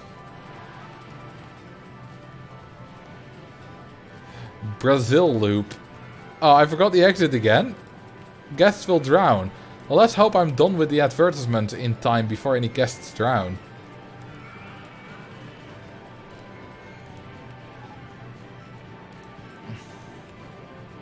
And yeah, let's advertise red, which is green.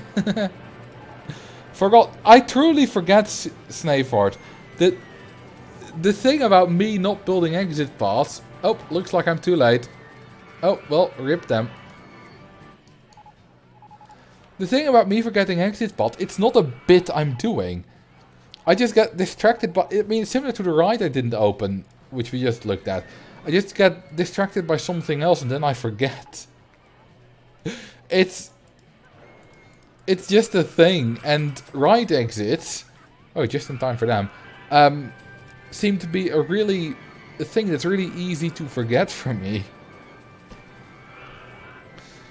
So... yeah, it's just a thing that happens.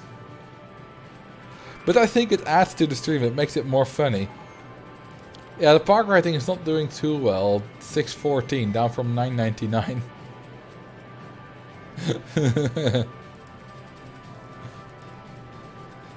Still not past the goal, because deadlines have not been gone yet. But we have 500,000 park value. Classic killing people. Technically, this wasn't me killing people. It was an accident. I didn't mean for it to happen. It just happened. Yeah, it was an accident. Oh, we got 2120 for this. We're gonna be rich. Well, we're already rich. Do we still have a loan? We do. We're paying €9.60 per month in interest. Wow. €9.60. Can a guest hold an umbrella and a balloon at the same time? I'm pretty sure they can have both in their inventory, but they can't... like, they can't have them visually at the same time. If they pull out their umbrellas, they won't do the balloon anymore. Okay, what rides have we gotten? Ooh, we got an inverted coaster, which is cool.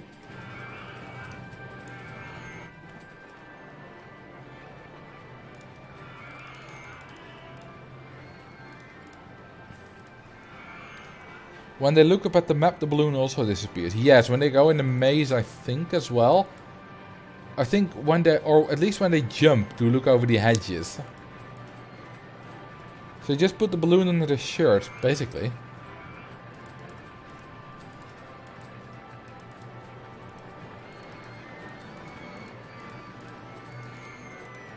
There you go, like that.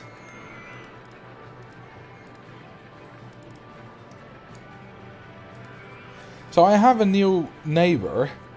He moved in, I don't know, a few weeks ago. And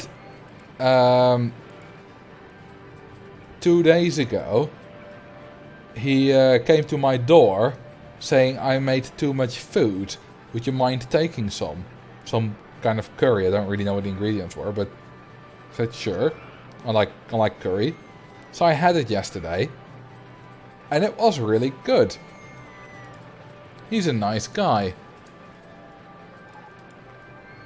And I quite like him so far. Can you make this one at least 9 excitement? Probably not going to be bothered with that.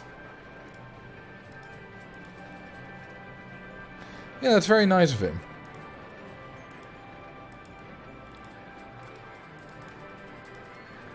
This is the first neighbor where I live that I've really had much interaction with. Free curry is the best curry. Well, free food is the best food.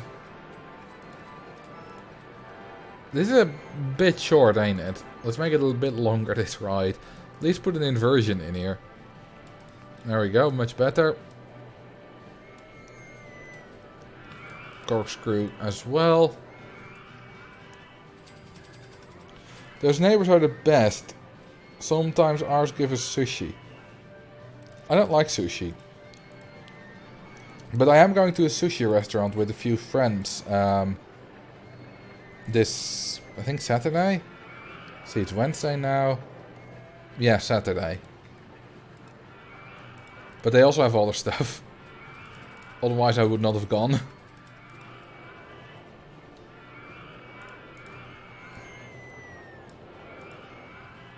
There we go. Door longer station. Oh, and photo section. There we go. And le exit. Who else is suddenly hungry? Well, not me. I'm doing fine.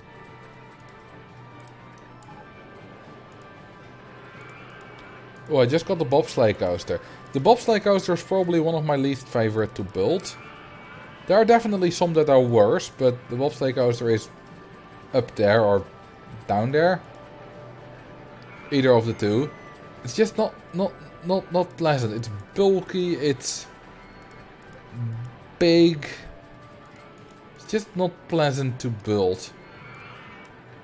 You have to be careful with it because it can fly off the tracks.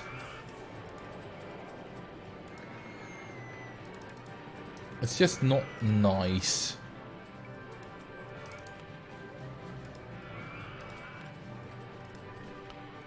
Probably should have built this one lower, then the exit would have connected to the path right away, but that's fine. More chaos the better.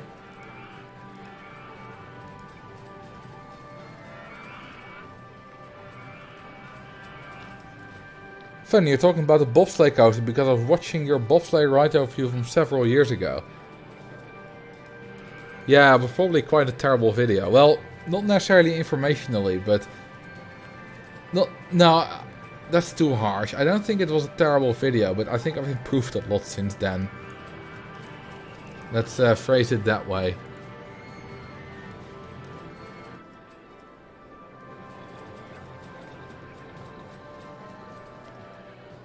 Ooh, we're going way too fast for that corkscrew.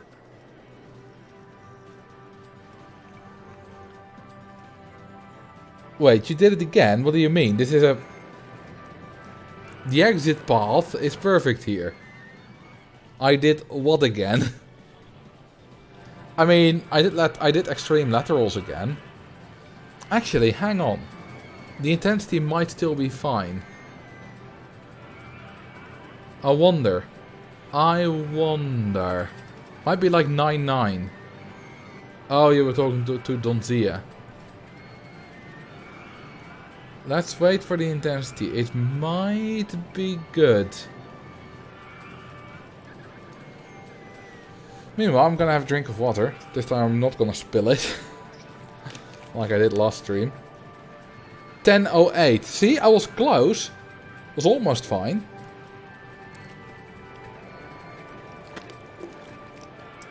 It's because we had a... You don't get that big of a penalty for the first one. Hashtag stay hydrated. Well, that is quite important. There's... You know, there's a Dutch YouTuber who I don't particularly follow, but I saw a video of him not too long ago, and I used to follow him in the past. And he was vlogging on a walk, and he said basically that he wasn't feeling great. He was just not feeling all that well. And he was considering seeing someone about it, but then he realized the first questions they always ask is 3 questions. Do you drink enough? Do you sleep enough? Do you exercise enough? And he was like, alright, before I'm gonna talk to someone professional about it, I'm going to just take an hour walk every day, see if that improves it. And it did. He felt a lot better. So, staying hydrated and exercise and sleeping enough, you know, those 3 things, it really is important. Don't underestimate how important they are. And if you're feeling a bit shit, consider if one of those might be the culprit. And I think the most difficult of those are definitely sleep and exercise. Staying hydrated should not be too difficult. Just carry a water bottle everywhere. But having the willpower to get enough sleep, or even the time, sometimes you're just incredibly busy with, I don't know, if you have kids and work and all that kind of stuff, or just school, deadlines. And, you know, getting exercise, I know from experience how very, very difficult that can be.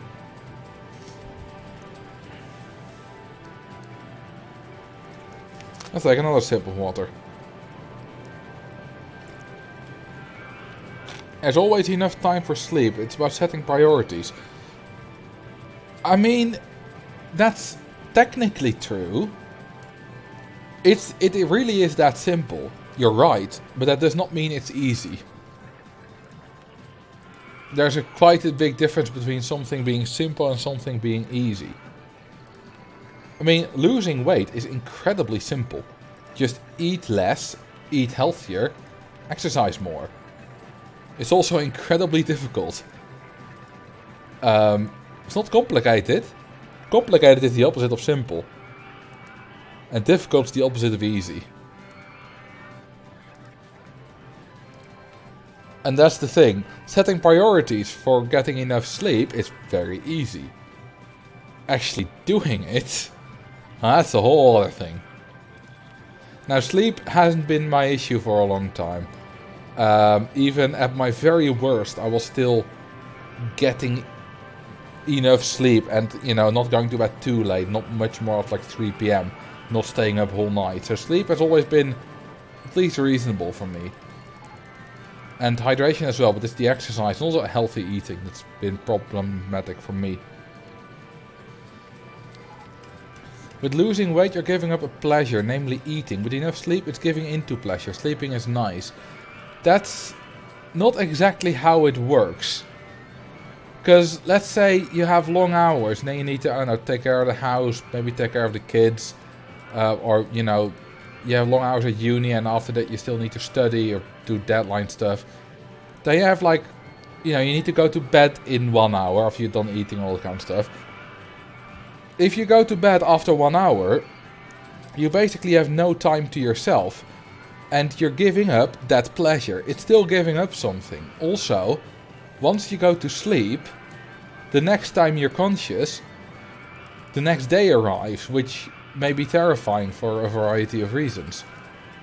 It's a common thing in depressed people and stuff like that, or very stressed people, that they don't want to go to sleep because they don't want the next day to start. And so it's not as easy as just saying you're, taking a pleasure when you're going to sleep. If only it was that easy. If only it was. Oh, still have that option turned on. There we go. I usually think I got about between 7 and 8 hours of sleep, so it's probably enough. I don't feel tired. Well, I feel tired now, but it's physically tired because I did 150 push-ups today. That's different. Yeah, my internet friends stay up late, feel bad missing out, hang with them, then I go to sleep late. That's pretty much exactly. You do miss out on stuff if you go to sleep early, especially, around age probably like 15 to 30, that kind of area. Before and after as well, but mostly in that age bracket, I think, is where you are more likely to stay up late. Going out with your friends in pre-corona times when bars were open. All that kind of good stuff. If your life is so busy that you have no time other than work and sleep, you need to reevaluate how you organize your life. You're not wrong. It's just not that simple. That's the problem. Thank you for the 100 bits, Fatal Crib. Cheers for the push-ups. Thank you. I'm very happy with what I did. Yeah, you should, but changing things in your life, especially drastic changes, can be quite difficult. Sometimes it's not, and for some people it's also not, but for some people it is.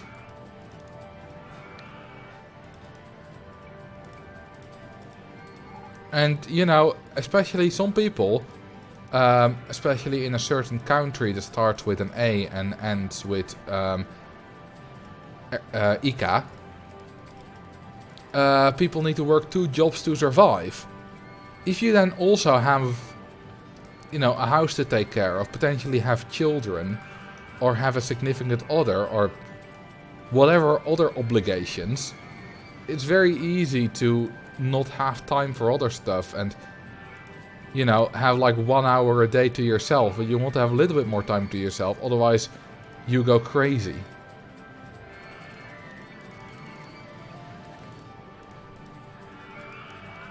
Yeah, that's... Oh, I can do a queue line there. Nice. It's not going to be very efficient with the guests walking on the platform, but that's fine. It's only a car ride anyway. Yeah, alone time is very important. I think that's sometimes underrated as well. Like, alone time, just having time to yourself without... Hang on, can I get out of here? Nope, I can't get out of here. Well, then we're just gonna do no queue line. That's fine. Just having time to yourself where you're not really doing anything. Either, well, not doing anything is not what I mean, but not doing anything that, if you don't do it, is a problem.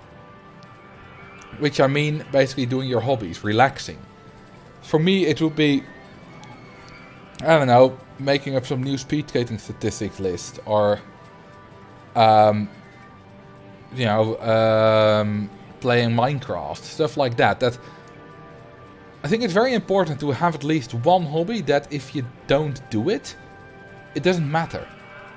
Because I like playing Roller Coaster Tycoon, I like streaming, I like making videos, well, not all aspects, but most aspects. It's fun, I like to teach. But because it's my job now, I need another hobby. I have those hobbies, which is very good. you know, speed skating, Minecraft, especially speed skating is a very good hobby to have, I think, in what I do. Not speed skating itself, but keeping track of statistics. I thank you for the 14 months one of these mics. Thank you for the continued support. Oh, and I need to round guest 2137. Because the speed skating statistics I can just put work into and, you know, be active on the forums and on Twitter when speed skating is happening and all that kind of stuff. But at the same time, if there's zero pressure, because if I don't do it, no one cares. Like, maybe some people might be, oh, it's a shame Marcel isn't active today, or would have liked to see some statistics on this competition or whatever. But that's it. I'm not... No one, you know, like, no one requires me to be active, and that's what makes it so great. Because that means there's no pressure. Alright, fire all my stuff. Oh, let's get the auto clicker engaged. Set it to 1 millisecond, well, 10 milliseconds. There we go. And I think everyone needs a hobby like that. You know, a very easy hobby, which is easy to get into, is reading. No one cares if you don't read the books, but if you want to do it, that makes it so much better. Which autoclicker do you use? It's called Free Mouse Autoclicker 3.8.5. It sounds very shady, but I found it many years ago and I just transferred it from computer to computer and it's been working fine.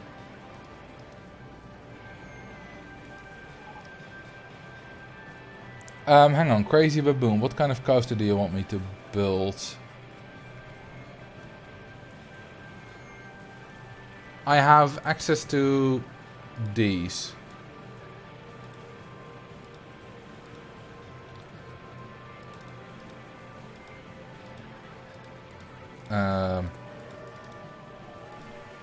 This pathing is quite a nightmare.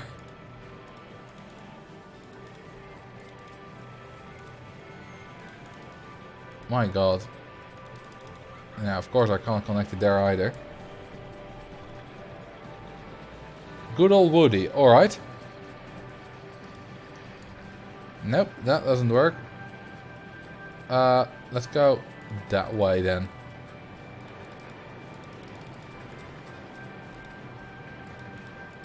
There we go. Yeah, if you go crazy if you don't read, then you should obviously read. Which you seem to be doing.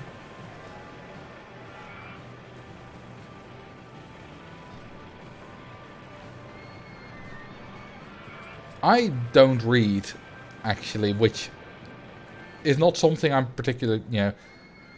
Some people say I don't read and they're proud of it. I'm not.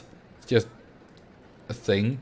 My brother gave me some books, like, half a year ago. Told me to read them. I still haven't started. Probably should, but I just can't. I don't have the drive to read.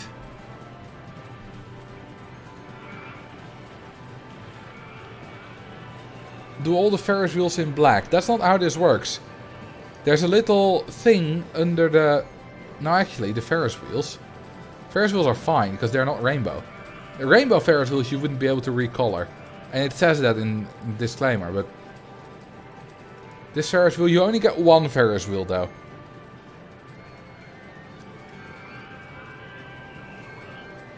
Because it's color 1 ride. How do you read... Like, dare me, how do you read 3 to 4 books a week? How big are those books? You can't be reading... like 300-page books, like reading 4 of those a week. If only because you wouldn't have enough time to process what's happening.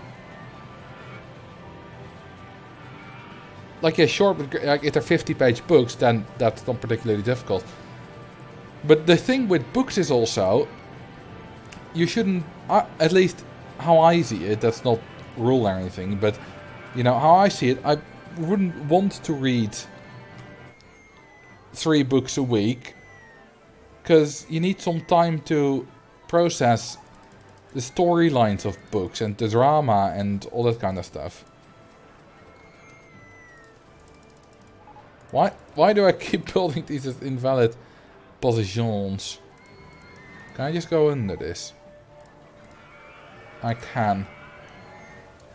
Orange shuttle loop, call that yellow, alright.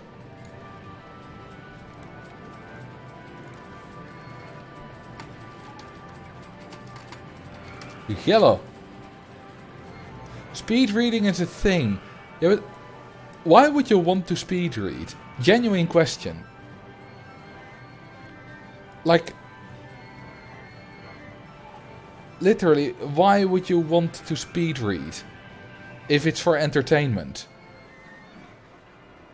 Because it doesn't seem like that makes reading a lot more fun. Like, reading is meant to be done not necessarily slow, but you're meant to take it in. You're meant to visualize yourself in the story. You're meant to visualize the story, to feel the emotions of the characters, which I've done quite a few times. I have quite a vivid imagination when I read books. That's what makes reading fun. Speed reading, like for academic stuff, fine. It can be very useful, but for entertainment, it's like, that's not why you should read books. Has anyone named the park yet? I don't think so. No, actually they have. It's called Diamond Depths. Funnily enough, depths is a word that features in tomorrow's video.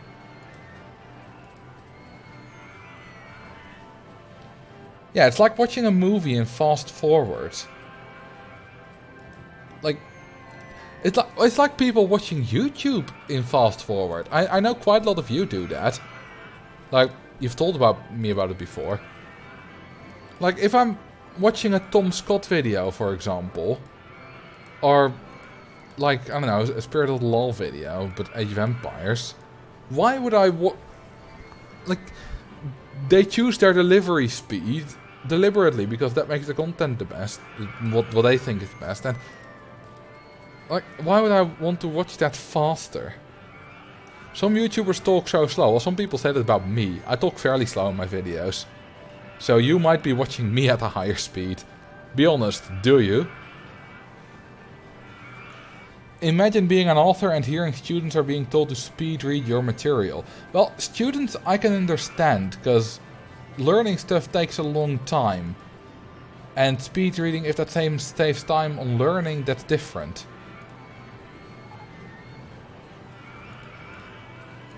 But for entertainment, I find it a bit weird.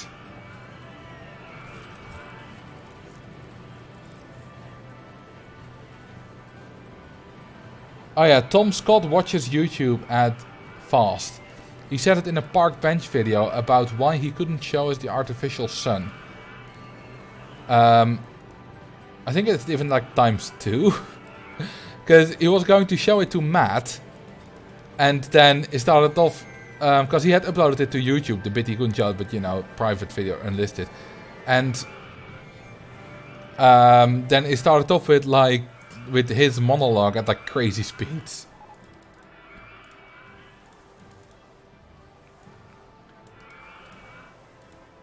Will this break fast enough? Oh, it's not even low enough.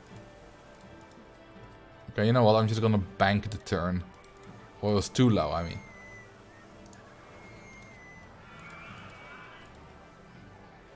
Hang on, this is not lined. You've never considered my pace slow.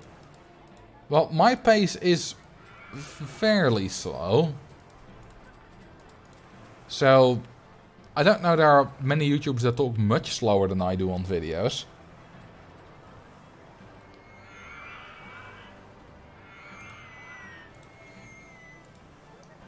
But maybe that's just the YouTubers I watch that don't do that.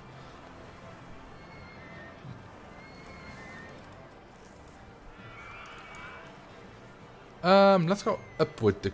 No, that won't work. Let's just go into the ground. Your pace is appropriate to the content complexity. I suppose that is true. I think if you like watch educational videos really fast, or well, it's the same thing. Which I said you want to process the story. Parts are full of vomit. Oh yeah, I should rehire staff. If you want to process, you need to process the story, but you also need to process the info. And I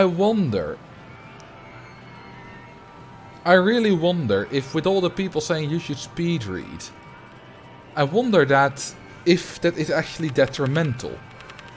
Like, I wonder that if you speed read, do you need to read, you probably need to read the information. Oh, I forgot to hire my security guards. Well, we still have vandalism, so it's fine. You might need to read it more times than if you didn't speed read.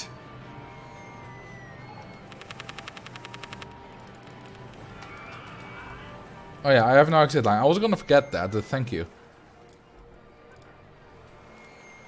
Because if you speed read or, watch a YouTube video, educational YouTube video at lightning speed, you're probably you literally don't have the same time to process all the info that's presented to you. So, are you gonna, you're probably not gonna remember it as well. Didn't complete the challenge of firing all staff, another 5 minutes. Well, I did it for 10 minutes, so I think we're fine. How much vandalisms do we have? We had 10 security guards and we still had a lot of vandalisms. I can't be asked to fix those, I'll use bench warmer. There we go. I'm a cheater. Ha ha ha ha. I don't think the security guards did much. Well, they probably did do stuff, but like, if one security guard is here, they're preventing vandalism here, but here, vandalism can still happen. By the time they've walked from here to here, now vandalism can't happen here, but it's already happened. But here, vandalism can now happen. See what I mean? You need like some kind of critical density of security guards before all the stuff is covered at all times. The park is coming along nicely. It's not super dense yet, but it's slightly denser than, well, definitely denser than your average nice scenic park. That's somewhat dense. Let's see if we can build a path under here.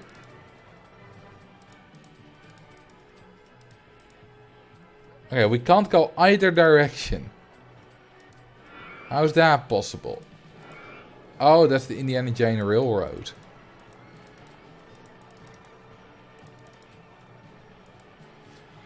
That makes sense.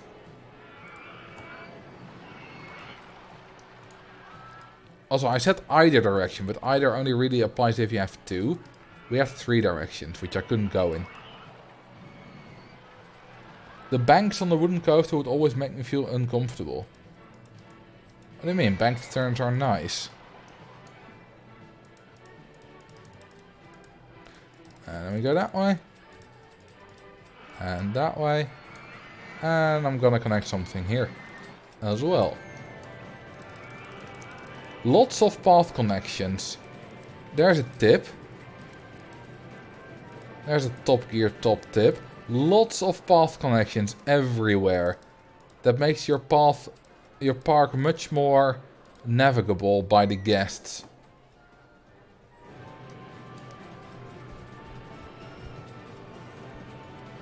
Let's bench and bin the parks up, the paths up. Let's bench them up. This is going to be an attempt at an overcrowded Forest Frontier type park. Yes. I'll see how far I get before either we'll fill up the entire thing and it'll be hilarious, or at some point it'll just not be as good anymore and we'll move on to the next thing. I don't know. Seeing you have enough money, it's advisable to reduce the throughput to keep people in the queues and keep the main paths less crowded. Yeah, but making even more money is a lot of fun. What I am gonna do, and it is one cheat in the cheat menu that we're actually gonna use, which I also used in the overcrowded Forest Frontiers. is I'm gonna do eternal advertisements. Because technically like if there was a plugin to automatically renew the ads, which there might actually be, I don't know. I would use it, but I have the money for it anyway. And I just want the most guests possible. Maybe I'll disable it at some point once we get like 15,000 guests. No, you can't buy land here.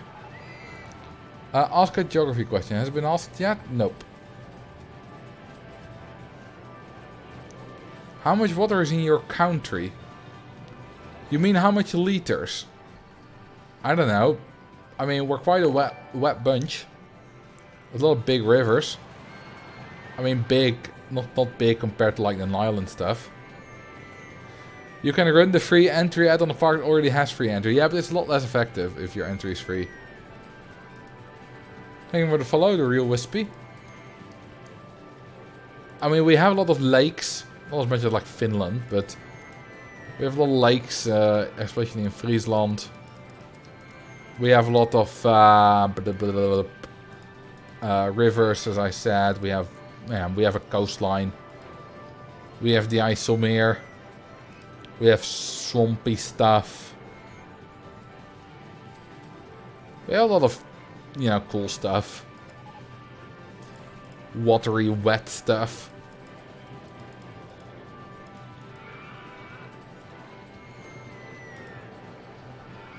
Yeah, literally every city has canals.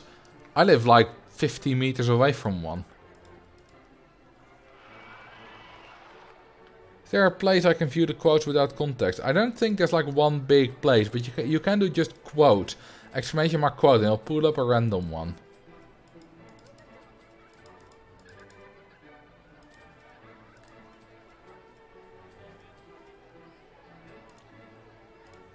It has a cooldown of a few seconds, like 10 seconds or 5 maybe, I don't know.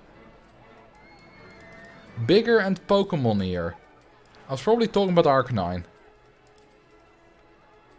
Burping is bad on stream. I know that some streamers like Cody try to mute their mic whenever they burp or cough or anything like that. The problem is, but by the time I realize I should mute my mic, I've already burped or coughed or made the noise. So, it's too late. It's too late to apologize. It's too late. I don't know why suddenly I got that stuck in my head. Ah, yeah, Nicky's clone. I'm by far the largest. I'll give some context to that. It was about being a dedicated Roller Coaster Tycoon 2 YouTuber. Cody is a big fat meanie. Well, that's just true. Don't need context for that. Ooh, this is bright. Yeah. Ah. Yeah. I like that.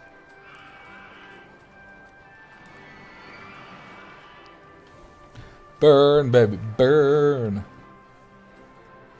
I am not original. I amn't. I totally amn't original. Are any rides losing money? Perhaps.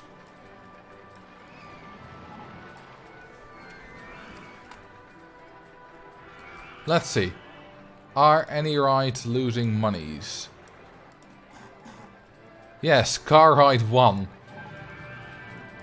No one's riding it. It's not long enough to have... Like, it has a penalty. There's no queue line. It's absolutely horrible. It has had 74 guests. And some poor fella has this as their most favorite ride in the park. Who? Who would favor this ride? This dumb, lame car ride. Delete. No, I'm not going to delete it. It's the best ride in the park. It's absolutely wonderful. It's terrible. Let's find that guest. How would I find it? I don't know. A lot of, find the guy who likes it. No. That, I wouldn't even know how to, like, I need to go by every guest. and be like that. Imagine if it was one of these two. It's way too much work. But Alderaan guessed 173 for you. Click randomly until you find them. I have 3,000 guests. Ask a geography question. What's the largest of the 48 contiguous last of the 48 states? What's the last of 48 states contiguous to become a state? Ah, good question. Probably someone that like split in two. Or is it like Montana or something up like in the north in the mountains or whatever? Probably something like that. Or maybe North and South Dakota because they used to be Dakota.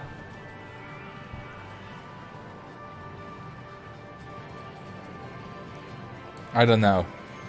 West Virginia. West Virginia was in the Civil War. Oh, it's Arizona. Oh, it's the same kind of reasoning, you know. It's mountains, deserts, somewhere where not a lot of people live. Oh, let's build a bobsled.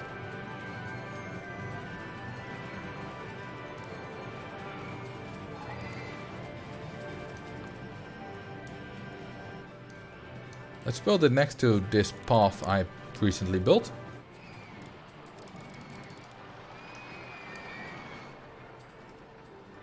Arizona has quite a lot of people now, but, well, not that many. It's just one massive city. One massive, terrible city.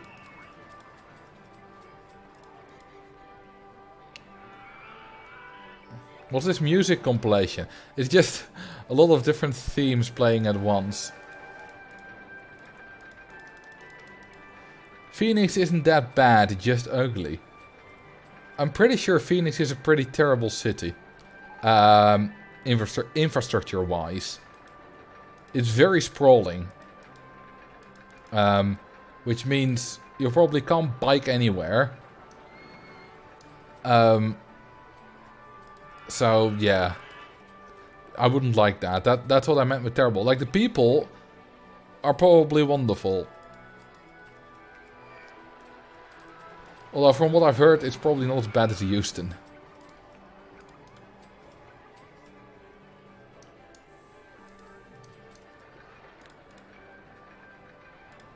Will you make this a NASCAR? No, we won't. Which is your favorite musical? I don't have one. I don't watch musicals. I mean, the last musical I watched was, unsurprisingly, Soldaat van Oranje. Which has been extended for like the 4 billionth time in a row. Dutch people will get that meme. So, I suppose it's literally the only musical I can remember that I've seen. I've seen a few more, but those are so long ago that I don't remember them. So, I don't know what my favorite is. Technically, it would be Soldaat van Oranje, but... You know, if you've just heard one song, technically it's your favorite, but does it really count?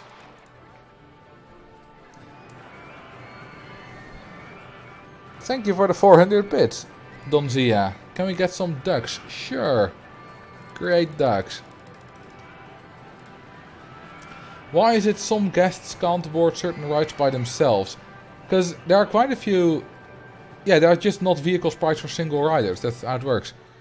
There are quite a few rides that you just can't be on your own. Basically every ride that has like 2 guests next to each other in seating, guests can't go on their own.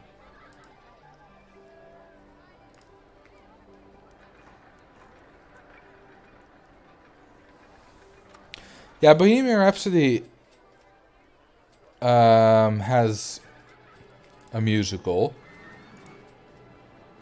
But that's called, now it's called We Will Rock You. Bohemian Rhapsody is the film. Which I really liked.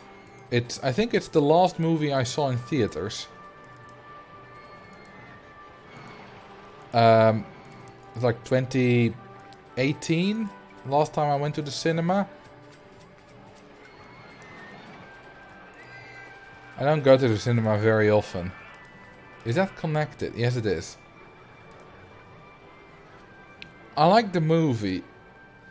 It's still a good movie, just not a very accurate one. I mean, it's impossible to be super accurate. I think it's accurate enough. You know, back when I was a super fan of Queen, when I was like 16, I did watched a lot of documentaries and stuff. So from what I know, you know, comparing the movie to that, sure, they got some things wrong and maybe dramatized it or left out some things, but it was accurate enough, I think.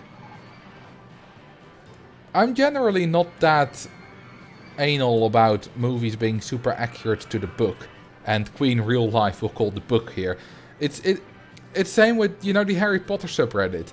Almost every time I go on it, there's some thread in the top, near the top of the sub, that's complaining about how terrible the movies are. Or, you know, what's your worst thing about the movie? Or, you know, what's your favorite scene that they left out of the movies? And, or, ha ha ha, Dumbledore asked calmly, ha ha. Like, can't we just celebrate how great the movies are? They're absolutely fantastic. There's more ducks. Where are they? They're already flown in. Are they already on the water? I don't really see them. Oh, they're flying here.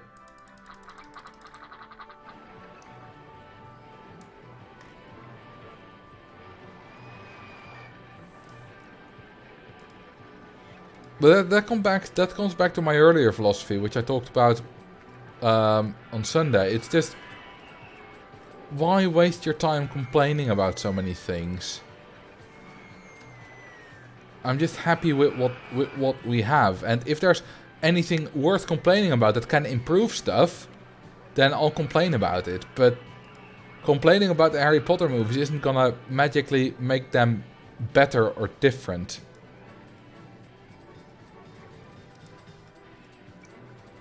It's just, you know, you're just being angry for the sake of being angry. And I'm not saying you should never complain about it or talk about its flaws with your friends and stuff. But it's just that most people in those threads will have been complaining about it for years and years and years. But like complaining how your professor is teaching a course, if it's bad, then sure, obviously do that. That's good. It can make it better for future people and... or even still this semester if change can be implemented quickly. That's stuff you should complain about if it warrants complaining. Just, you know what to complain about. Marcel's complaining about people complaining. Kind of. Yes. But technically that can still be changed. Because I'm an influencer. And I take my role as influencer very seriously. I try to manipulate you all the time. No. But I am an influencer, and by talking about it, I can maybe try to make it so that some of you, you know, if you complain a lot, maybe think about it and make your own life better by complaining less. Yeah, I make people think. Have I seen that parody video? Probably not, Max. Trolls on Reddit need something to do. I suppose they do.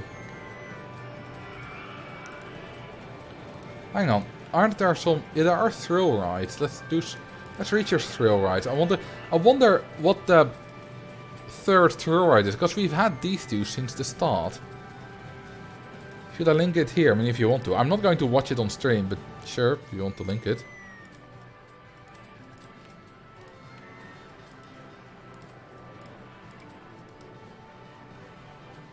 Dangerously dense. What's there to know? Well, so far it's not particularly dangerously dense yet, because it takes a while to get to that point, but I'm planning to continue building here until it does get dangerously dense. Which will take a while. There's the opposite too, never complaining and blaming everything on yourself. Yeah, I mean, that's different. those two don't necessarily go hand in hand, because, you know, not complaining about, like, the Harry Potter movies doesn't mean I'm blaming myself for them. It is true that, you know, always blaming yourself for stuff that goes wrong is not a good idea. And yeah, complaining about other people that screw things up. But that's the thing, you know, complaining about them is useful. Because it might cause them to see that they did things wrong, or it might, you know, if you still need to work with them in the future, it might cause things to change. It's very can be very useful if you do it in the right way.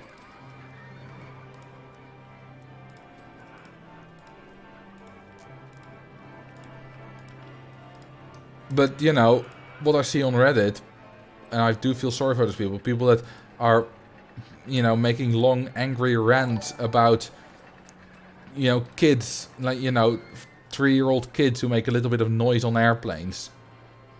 I'm like, okay, I get it. It's annoying. Fair enough. But it's gonna happen. And, you know, shouting about it on Reddit isn't really gonna help anyone.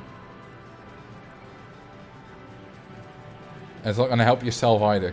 Thank you for the follow-up, Park Chief. Let's build a connection here as well. Take out the first Henry that you find. What do you have against Henrys, mate? Kind of worried. How tall is that path? There we go, that's the connection. Okay, options. Let's save first. I haven't done that in a while. I mean, the autosave is on every 5 minutes, but still. Options. Let's go real names.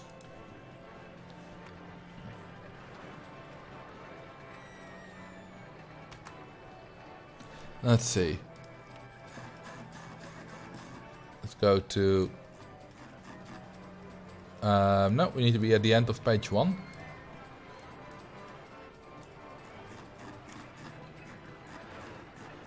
J I H. We don't have an Henry with a Y. Oh, we do actually. Never mind. We have one Henry. Oh, we just got a new one. Hang on. Henry T just got into the park. Well, now he's leaving life. He got into the park only to leave life. Ah, let's kill the other one as well. I like drowning guests.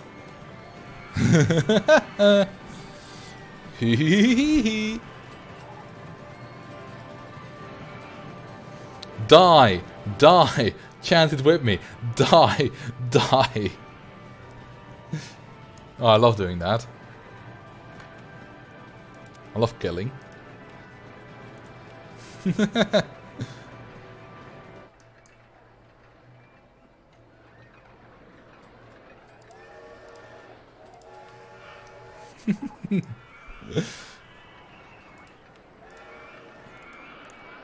I like that killing, that me killing guests in Roller Coaster Tycoon 2 has become such a meme. It makes the stream so much more interesting. Let's put some more balloon stalls.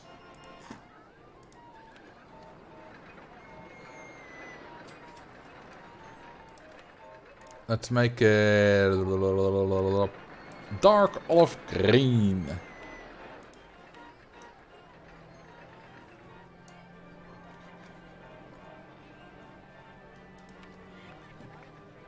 Let's make this swan Bordeaux red.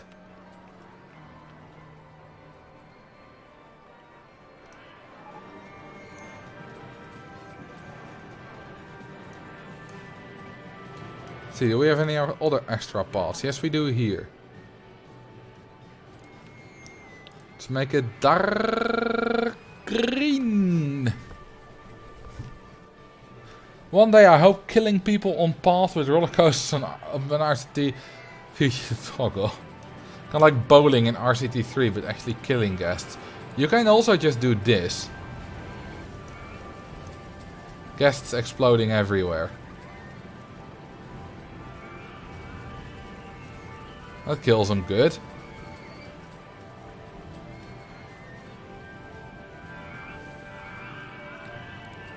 We go down in guests.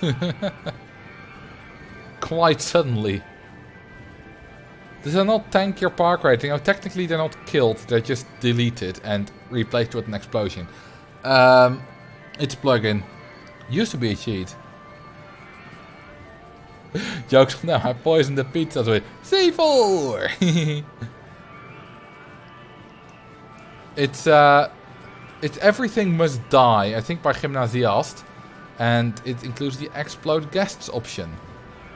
There we go. Some more of that. Some good stuff. We go down quite a lot in guests, but it's fine.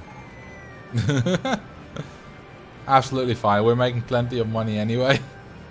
Look at that sharp drop. Look at that immensely sharp drop. It's like the park inspector is coming by and like, what? How did that sharp drop happen? No reason. Not a thing at all. I didn't explode them. No, I didn't.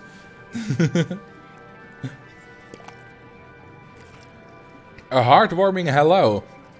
Yeah, exploding guests. Very heartwarming.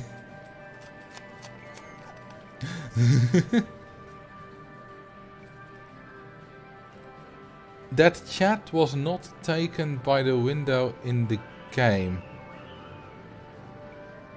What do you mean? Must be what Action Park looked like in its heyday. Pretty much. I think that's all Action Park did. Kill guests by exploding them.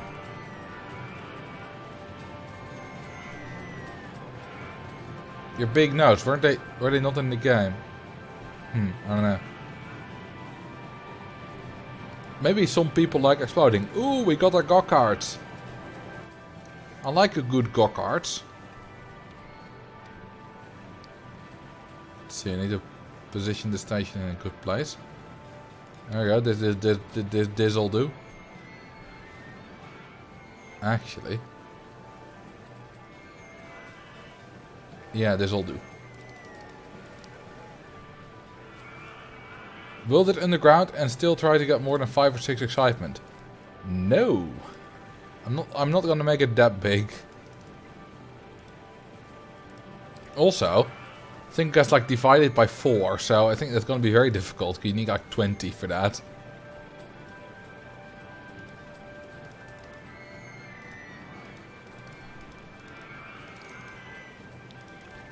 You know how there's like beat makers, like when Hermit from Hermitcraft or something like that say funny stuff.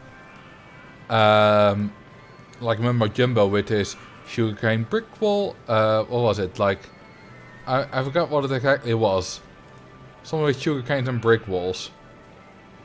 Oh yeah, sugarcane pillar, sugarcane brick wall. And then someone remixed that.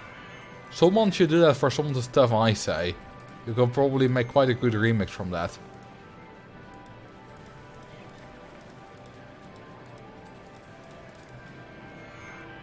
Agreeing with the Mumbo Your AFK song. There are quite a few YouTubers who do like animations and drawings of stuff that happened on Hermitcraft, which I always like. Hermitcraft Season 9 is gonna start not too long from now. Probably like a few weeks, considering from what I've heard. So I'm excited for that.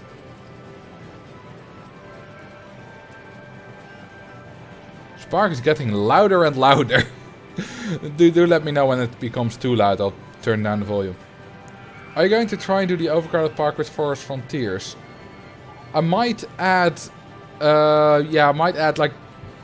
Sorry, vertical drop and Giga Coaster again, if I need the height. Yeah, it's Grian who said Season 9. That's where I got it from as well. You know, Axe has also been talking about Season 9. You have enough food stalls. Actually, I should play some more. I have... This is the only food and drink stall I have, I think. No, that's not true. I have somewhere here... There we go. There as well. Ask a geography question. Alright, go ahead. I need to build some more. I like this bit, because currently it's quite quiet here, a bit of a, out back. It won't be for very long. But for now it is.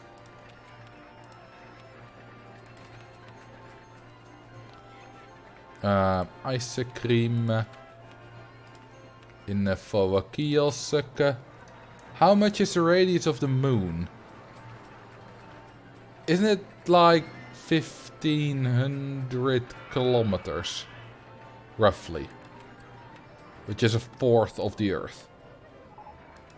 I believe that's what it is.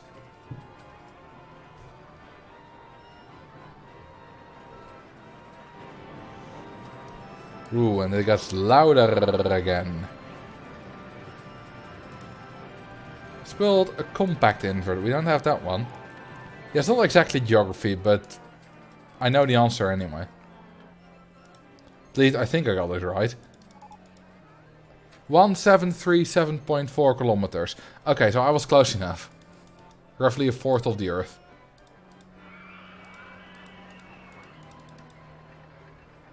Ooh, there we got that spooky music again. What does geo refer to? Is moon included? I don't know. Yeah, Earth is 7371. So slightly more than a fourth of the Earth.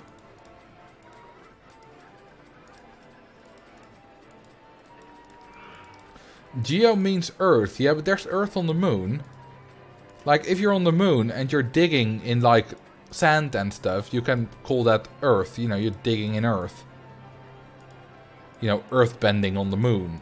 It's still a thing.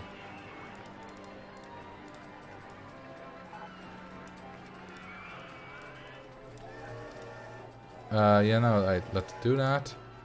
Do a half loop. And then let's go undergrund. Moon dirt called a regolith. I've never heard of that. I've heard of gigalith. That's different.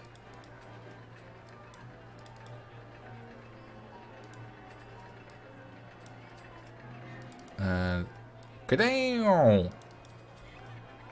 Oh, there's a goddamn looping coaster in the way. Alright, I'll make a turn then.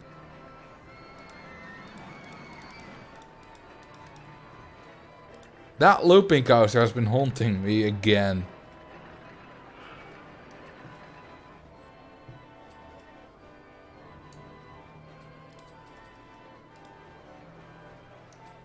Alright, let's see how I can get this back. First, let's do a twist. No, we won't do a twist because it doesn't fit. Alright, maybe it'll fit now. There we go.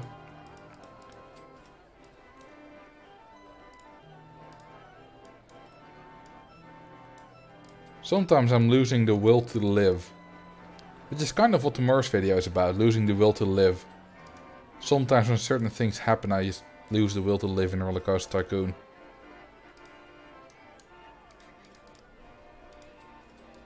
But yeah, tomorrow's a very cheery video about losing the will to live. What's the support limit for the station on the observation tower and some of the other towers? I don't know. Let's give it a shot in a minute. Hang on, we need to be a little bit higher. Underground loop. Well, it's too late for that now, but we do have an underground inversion. Spoilers. Yeah, we do get that on the stream every now and then. I give a little bit of spoilers for the upcoming videos. And one of them is that tomorrow's video is about losing the will to live. Which I think is probably the greatest spoiler I've ever given for a video. Yeah, there's still the compact inverted coaster in the way.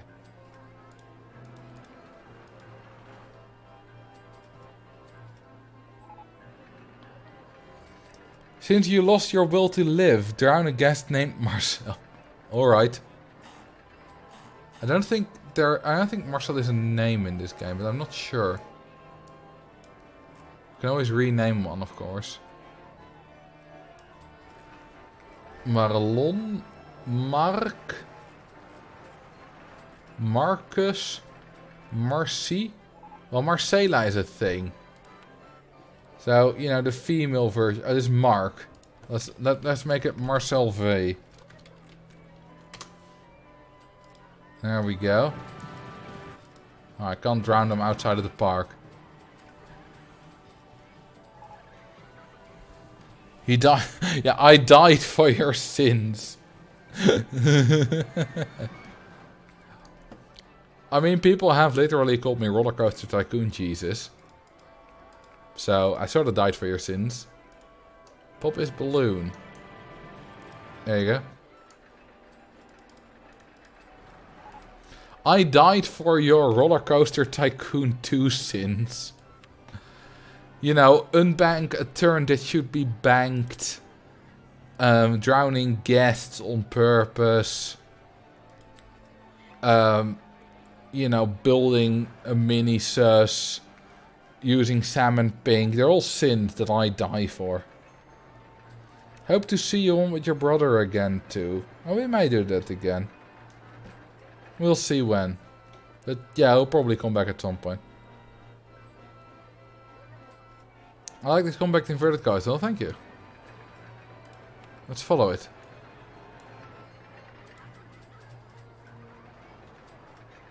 I really like corkscrew into a half loop. I forgot what the element's called, but I like that element a lot. It's quite a short one actually. Drown guest 666. Too late, already dead. I've been drowned at the very start of the park. Start of the stream. Twice, actually.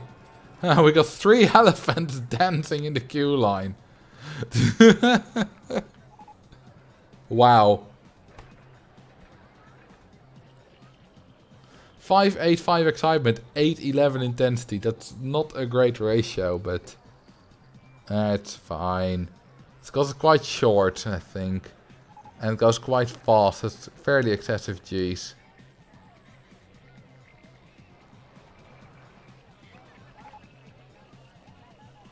Yeah, not even 6 excitement. It's the compact invert, which has kind of...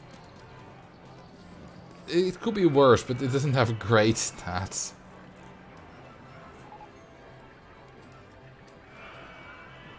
Ooh, this is a good color scheme. Yeah, quality colors. Quallers. Quality colors are exactly quallers. I like this. I like the sound of that. Quallers. It's fun to say, isn't it? Quallers.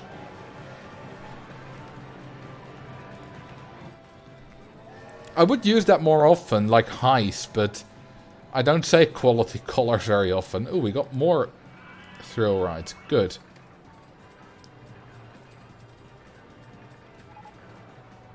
Well, let's see.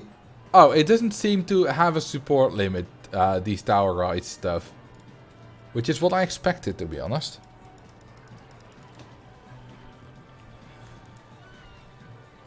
Is this aligned? It is. Heist just rolled off the tongue, the others not so much. Quallers does roll off my tongue easily. Well, quallers, more like rolls out of my throat, because it's quite a way back in your throat when you say quallers. But it's fun to say. Quallers, quallers, quallers. Have I gone mad? Quallers.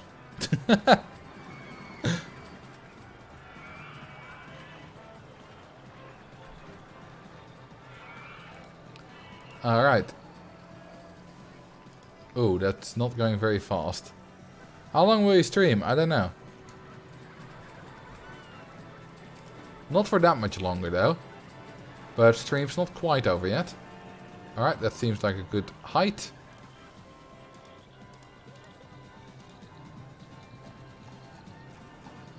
I don't need to do it manually. It'll be done for me. How much do we make a month? About 50k. That's pretty damn good. Well, that sudden drop. I promised I didn't explode anyone. Thank you for the follow, Patrick Buit.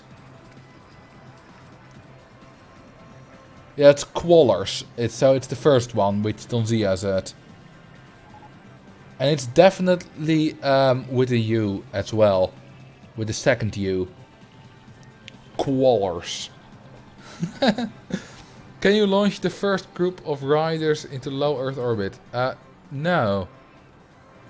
Let's not do that. Not today. We're almost halfway being a millionaire. Oh, we've almost beaten the scenario. We've almost got to the deadline. It's pretty neat.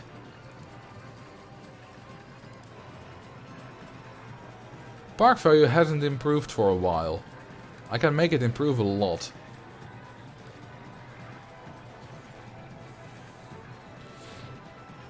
It's so weird to hear a streamer pronounce my name right, but you are Dutch after all. I did consider going Patrick Bouy. Just like, go French. How do English people pronounce your name? Do they go Patrick Bouy? Or Boyd? Or...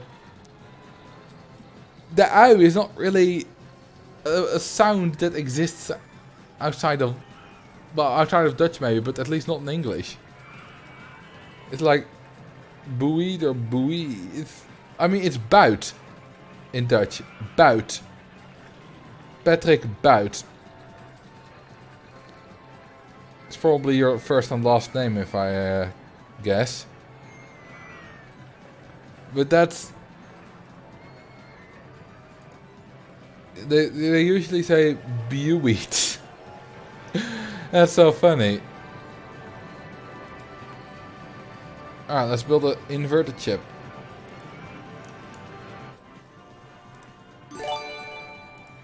Well, thank you for the 5 gifted subs, Techno Fuzzy. Out of nowhere. Thank you very much.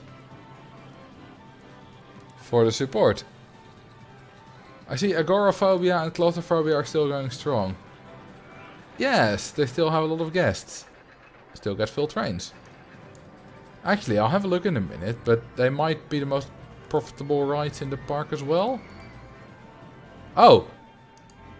I thought I had like... I thought these paths were on the same height as the footpath. But that they were... You know, there was one more gap between it. Foiled by... isometric views once more. Although, yeah, it kind of works. But still. Which is the most profitable ride? Yeah, I was gonna ask that. Oh, yeah, we've beaten the scenario. It's not like that was particularly difficult, though. I mean, you can still ask your geography question, Gretgar, without channel points. It's just that if you use channel points, I will make sure to answer it. If you don't use channel points, I might skip it if there's too much other stuff that I'm already talking about. But, you know, if it's a little bit quiet, a little bit calmer, then yeah, I'll answer it. I like talking about geography. Let's actually open it before I look at the rides. Let's see. Popularity. I don't really know how popularity works anyway. Satisfaction, same thing. Total profit. Twister Coaster 1. Well, that makes sense. Inverted Coaster 1, Woody 2, Woody 1, and then we got arachnophobia, claustrophobia, and agoraphobia. That's neat. Or would I like to live in other than the Netherlands? If I'm gonna be honest, the best for me would probably be the UK. Because I speak English. The standard language of the UK is English. Total profit, arachnophobia, claustrophobia are quite high. Doppelganger too. Like for example, Norway would do well. Because they speak English. The problem with me living in Norway is not that I couldn't get by with English. It's that unless if you don't speak the native language, you can't... Like having a good social life is a lot more difficult. Because for example, I have a few friend groups and all the friends consist of Dutch people. So we speak Dutch. And even though we speak English all very well, you know, gone to uni in English, stuff like that.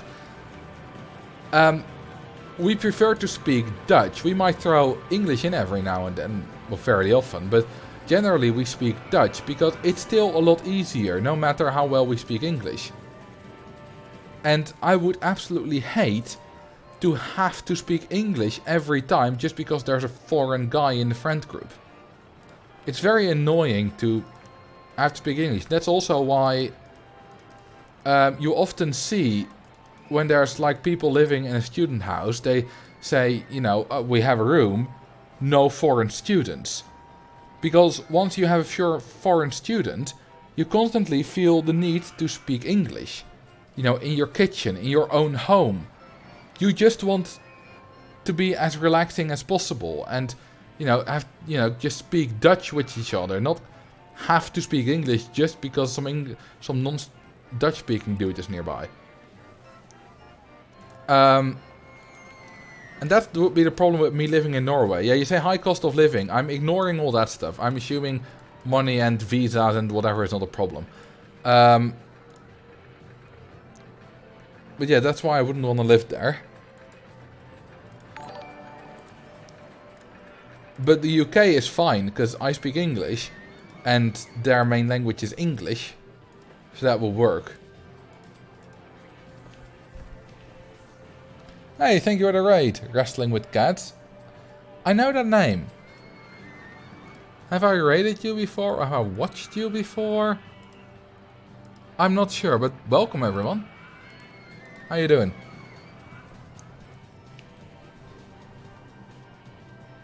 Cat raid, yeah. What have you been streaming?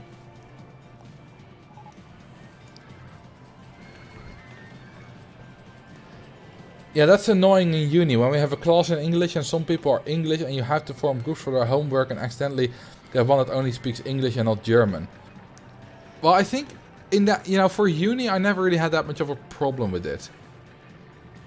Because, you know, all the classes are already in English anyway. It's, you know, it's expected. But when you're home, which is the place, you know, you feel secure, you feel, you know, at ease. That's the right word, at ease. And you then have to constantly speak English, a language which you speak, but you aren't always the best in at expressing yourself, because it's still a second language that you only use when you have to. You don't use it with friends and family because you just speak Dutch. Then you just want to speak Dutch, or whatever your native language is. Ah, you did play Roller Coaster Tycoon as well. How did it go?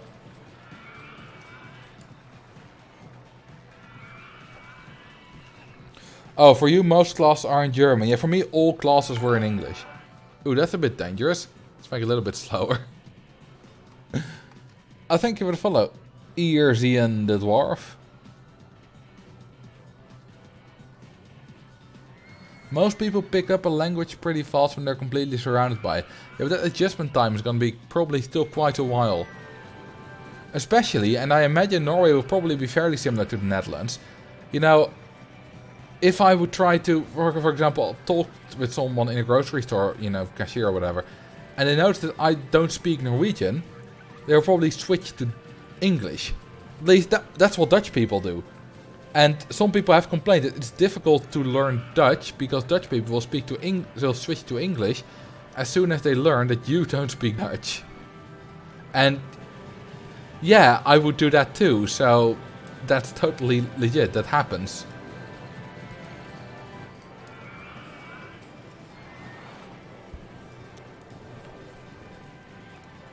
Generally speaking, Dutch people mind speaking other languages. Most foreigners also complain a lot about how hard it is to make friends with Dutch people.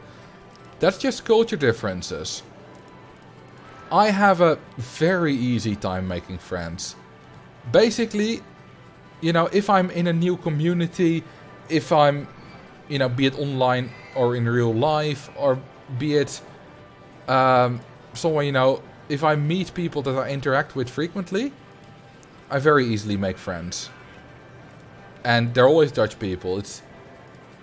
But it is a certain culture, you know, we're more direct, it's a little bit different. And especially if you're from, like if you're from Norway or like some Scandinavian country, I imagine it would not be that different.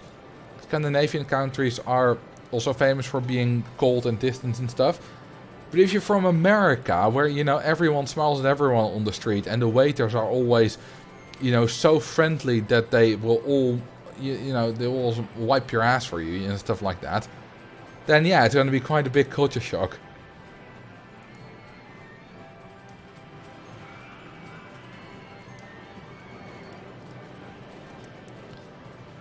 Maybe that was a bit exaggerated, but that's how I feel about how the stories I hear about American waiters.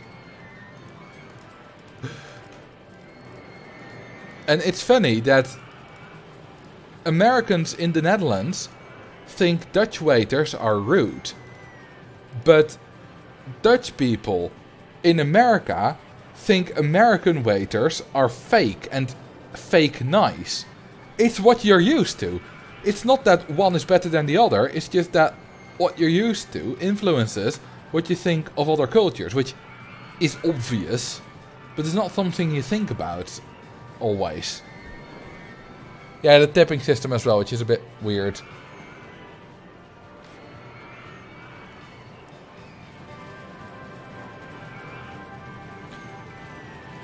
American waiters are fake nice because they're all dead inside. I think that's true for the whole EU. Germans must be very rude compared to Americans. Well, I'm not sure about Southern Europe in general. I don't know about those stereotypes about how cold or open or warm they are. I have a feeling the Mediterranean is quite different from the cold northern countries.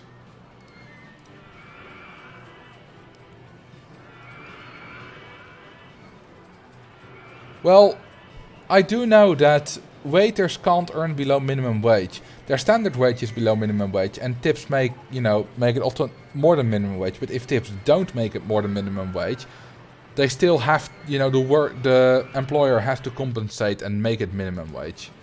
I do know that about waiters in America, but let's not, dive into the whole minimum wage debate, because that's much more complicated, and obviously I have opinions about stuff, but frankly I don't know enough about how that works in America to have too educated of an opinion.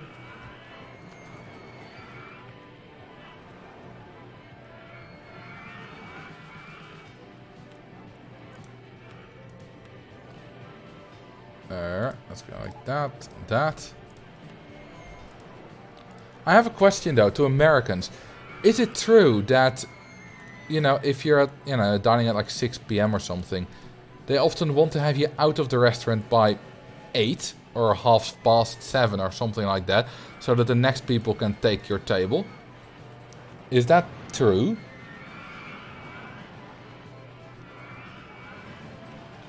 Which will be a result of the tipping system as well. I think more people, more tips. Because, I don't mean near closing time, because, that would make sense. They don't want you past closing time. But that's not the thing here. I've never ever had a waiter or someone ask me to leave because I was staying too long in a restaurant.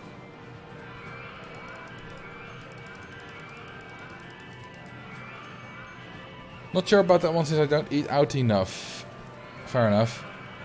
Okay, so it's not usual. Because I had heard about that, but I was curious about how true it was. But according to you guys, it's not usual.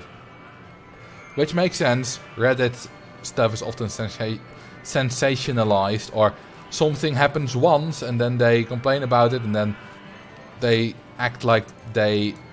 Either they act like they talk about the entirety of America, or other people pick it up like they do.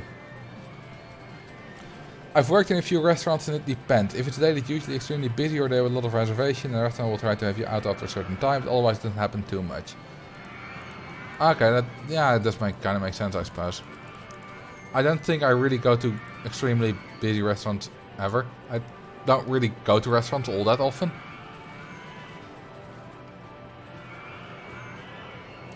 Yeah, also eating out, from what I've heard, eating out is a thing you do fairly often in America. We don't do it that often here, but we treat it more as a proper fun thing, you know, as a true experience. You know, it takes a while to get your first meal of the course, like your first course, and you know, you talk a bit about, you know, after the dessert you might have a coffee and you know, talk a bit more, and then you finish your coffee and you'll sit like for another 15-20 minutes just talking, having fun. America, according to Reddit, is not accurate. It is not, but there are still some truths in there. Like stereotypes and exaggerations always have some core of truth. Well, almost always. Sometimes just made up stuff, but that's not an exaggeration, it's just a lie.